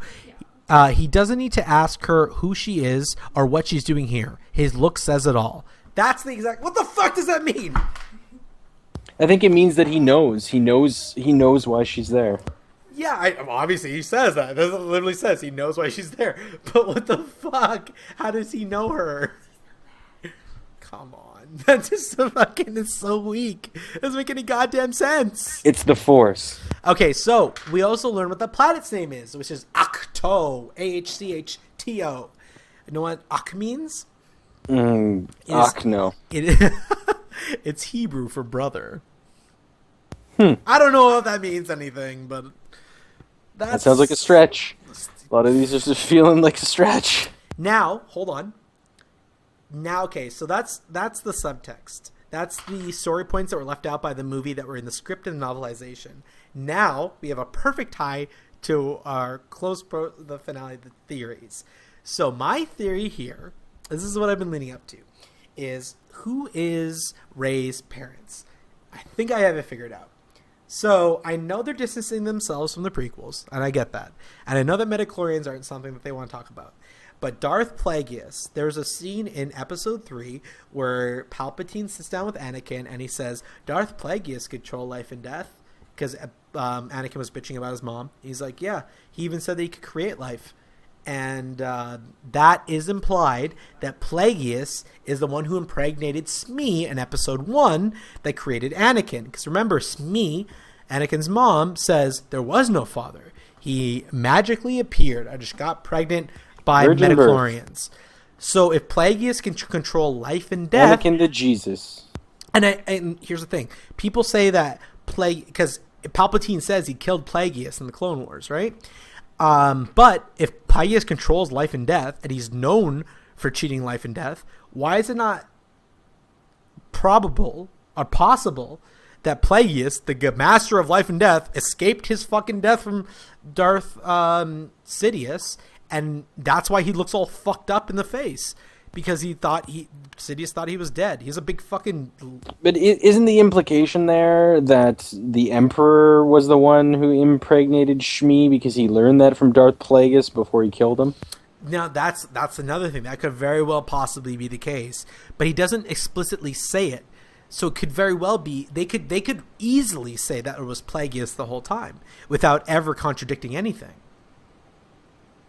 I guess they could. That's one way they could tie the original. I don't like it, but it is definitely a possibility.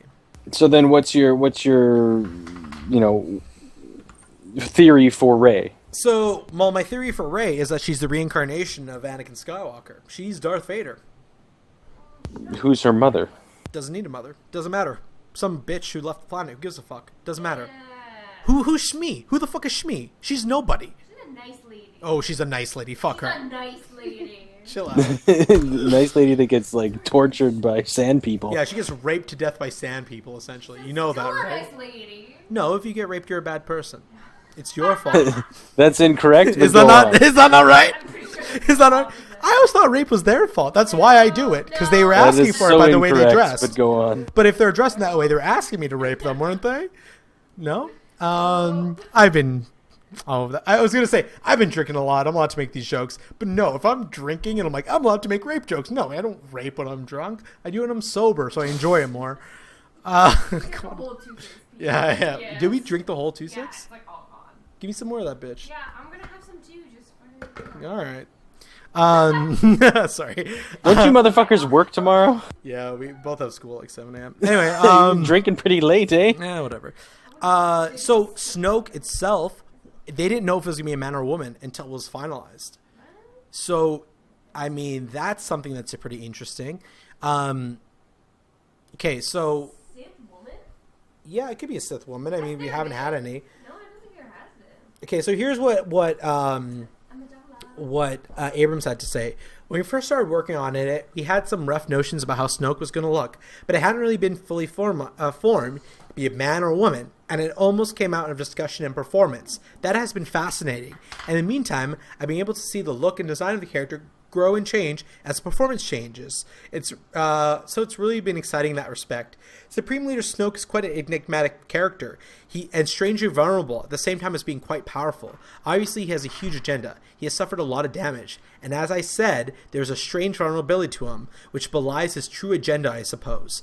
No, he's a new character in this universe. It's very much a newly introduced character. He's aware of what's gone on, and in respect, he's of that has gone around him, and he's aware of prior events. I think it's fair to say that he is aware of the past to a great degree. Now, he's also talking about what he would look like. He's like, he is old and damaged from the picture above. He's tall and gaunt, was humanoid, but not human. Neil Scallon, the guy who does the chief of creature and droid effects, says Snoke is 7 foot tall and very, very thin. So we know he's not a giant. You know he's 7 feet tall. So he's about as tall as Darth... God, what's his name? What's the... I just said his name earlier. Grievous. He's about the same height as Grievous. And then here's what we know about him, according to Andy Serkis. He turned Kylo Ren against Luke to the New Jedi Order. He believes the most power can be obtained from embracing the light side and the dark, hence his interest in Kylo Ren. He has something to do with the Knights of Ren and Kylo being their leader, and is responsible for their Darth Vader obsession. He's the one that gave them the Darth Vader obsession. He is severely damaged, but is still alive. He is aware of what's happened through the entire saga and has been around for the entire saga, which includes the prequels. He is in charge of the First Order and is responsible for reassembling the Empire. He has limitless resources, and he is the Force. He's unquestionably a Force user, given that the Force allows him to follow his orders. So yeah, that's what we know. So some interesting shit. Definitely. There's a lot of a lot of speculation, a lot of and I think that's going to continue. One of the fun things about the Star Wars films, and sort of being somebody who enjoys that, is that we're able to have these types of things, and that's one of the reasons why I kind of like that this Star Wars movie was more ambiguous than the prequels, especially. Hold on. Now that we have this, I got to drop the bombshell. So it seems like it's Darth Plagueis, right? Sure. It's pretty likely, right? I mean, he's mentioned the earlier saga. He's been around for the entire thing, controls life and death. He very well could have caused the birth of both Rey and Anakin Skywalker, possibly.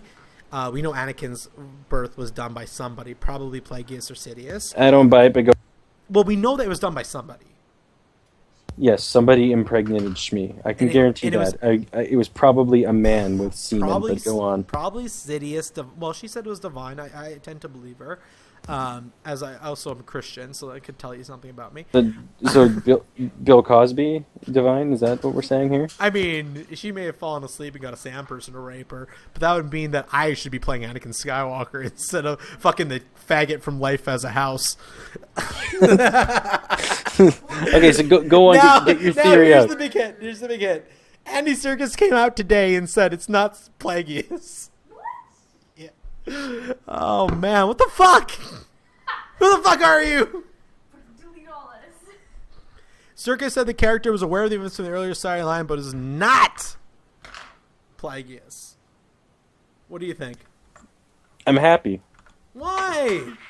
I didn't want it to be Darth Plagueis. Ugh, it makes so much sense. It fits so perfectly. No. What do you mean does it fit perfectly? I do not want more things from the prequels entering my new sequel. Literally anything.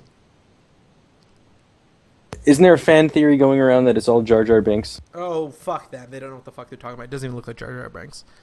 Jar Jar Binks is a Gungan. Darth Binks. This is the most epically long review of the Star Wars Force Awakens. It's been 3.5 hours. Are you fucking kidding me? Have we been talking that long? It doesn't even feel that much. Yes, it has been long. Okay, we'll wrap this up quickly. We're at the last part. Let's do our conclusions, and then I gotta bow out. Yeah, man, me too. It's fucking late. Okay, so Snoke is the Grand Inquisitor from Star Wars Rebel. The Grand Inquisitor, before the explosion, had like those marks on his face and had a long forehead. And then after the explosion, he had a big gash in the middle of his head, and half of his face was melted. And now Supreme Leader Snoke looks just like an older version of the Grand Inquisitor from Star Wars Rebels. Interesting. What do you think? I don't know. I'd have to learn more about Star Wars Rebels. Oh, god damn it, you motherfuckers! I'm not all expanded universe. I am just the movies. There was also a character called Darth Bane. Have you heard of Darth Bane? No.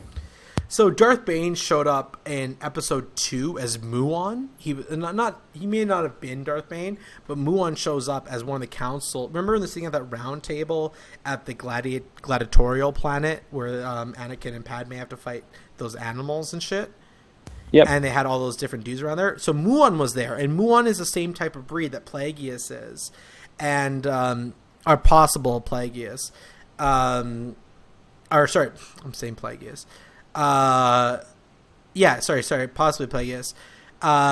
But he ends up probably dying according to the extended universe. So Snoke might be Darth Vane, who is the survivor of the destruction of the Sith when the Sith ruled the galaxy 1,000 years ago. Before 1,000 years before the Clone Wars. He's like the version of Master Yoda where he can rule that. Because remember, Maz is over 1,000 years old, right? Yeah. So Darth Bane allegedly was killed at some point by the Jedi, but if he can control life and death the same way that Plagueis could, because he trained under Plagueis, very good possibility that it's him instead. He also has crazy lightsaber designs with multiple blades on it, according to the extended universe. Again, I don't know how much of the expanded universe they're actually going to bring into it. It's very fair. If you look at renders of Darth Bane, though, he looks like he looks like whoever this motherfucker Snoke.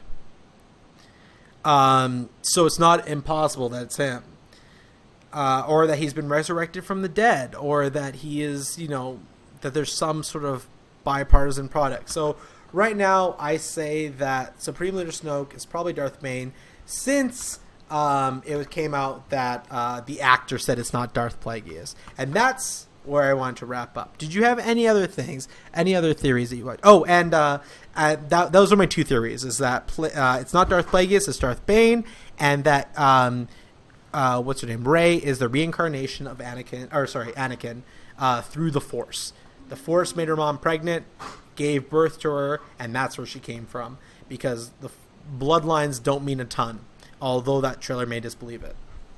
I think these movies have been about the Skywalkers since the beginning of time, and that's what they're going to continue to be about. And then who's your mom?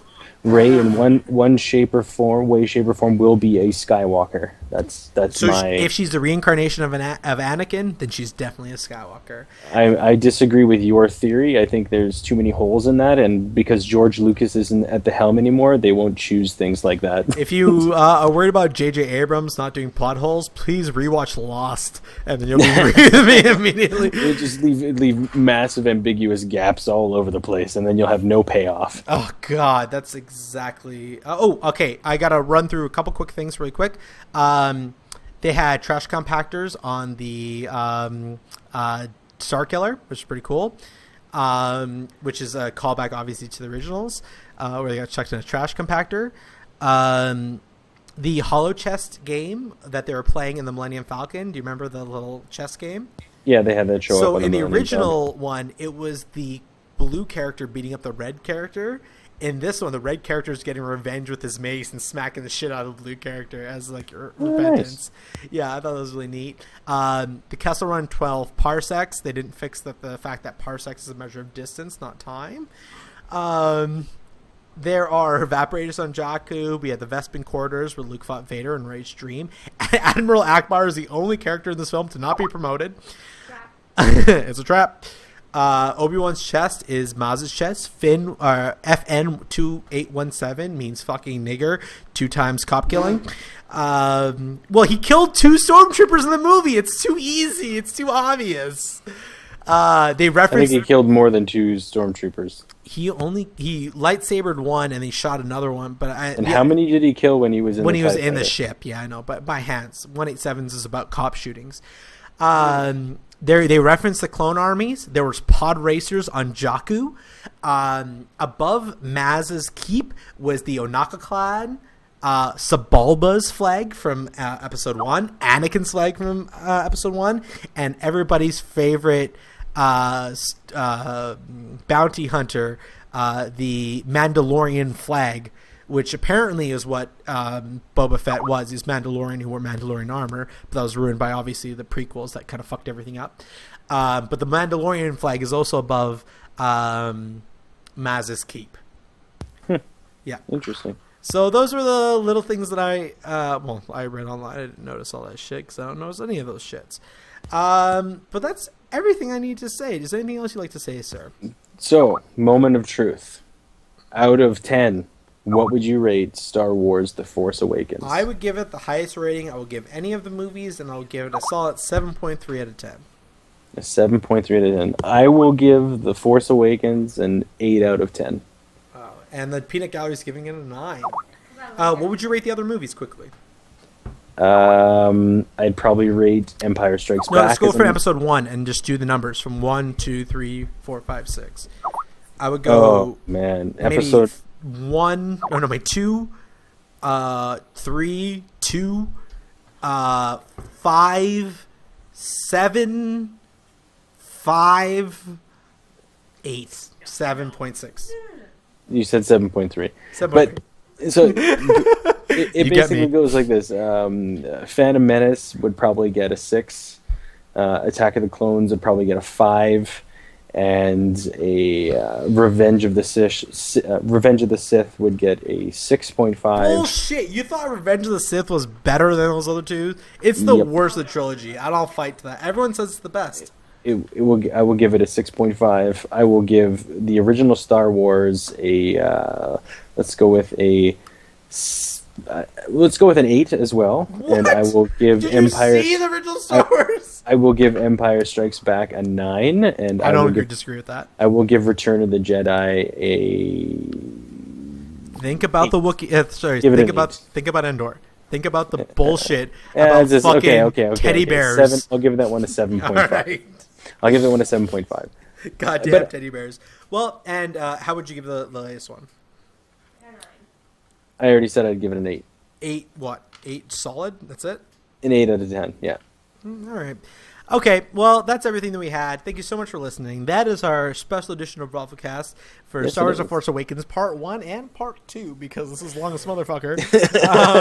This is great. I'm so happy we got to talk. And next time, let's do this, but not again. As long, because I have so much stuff to do, and I didn't do any of it tonight because I sat here talking to you while my girlfriend got drunk and just colored in her Star Wars coloring book all day.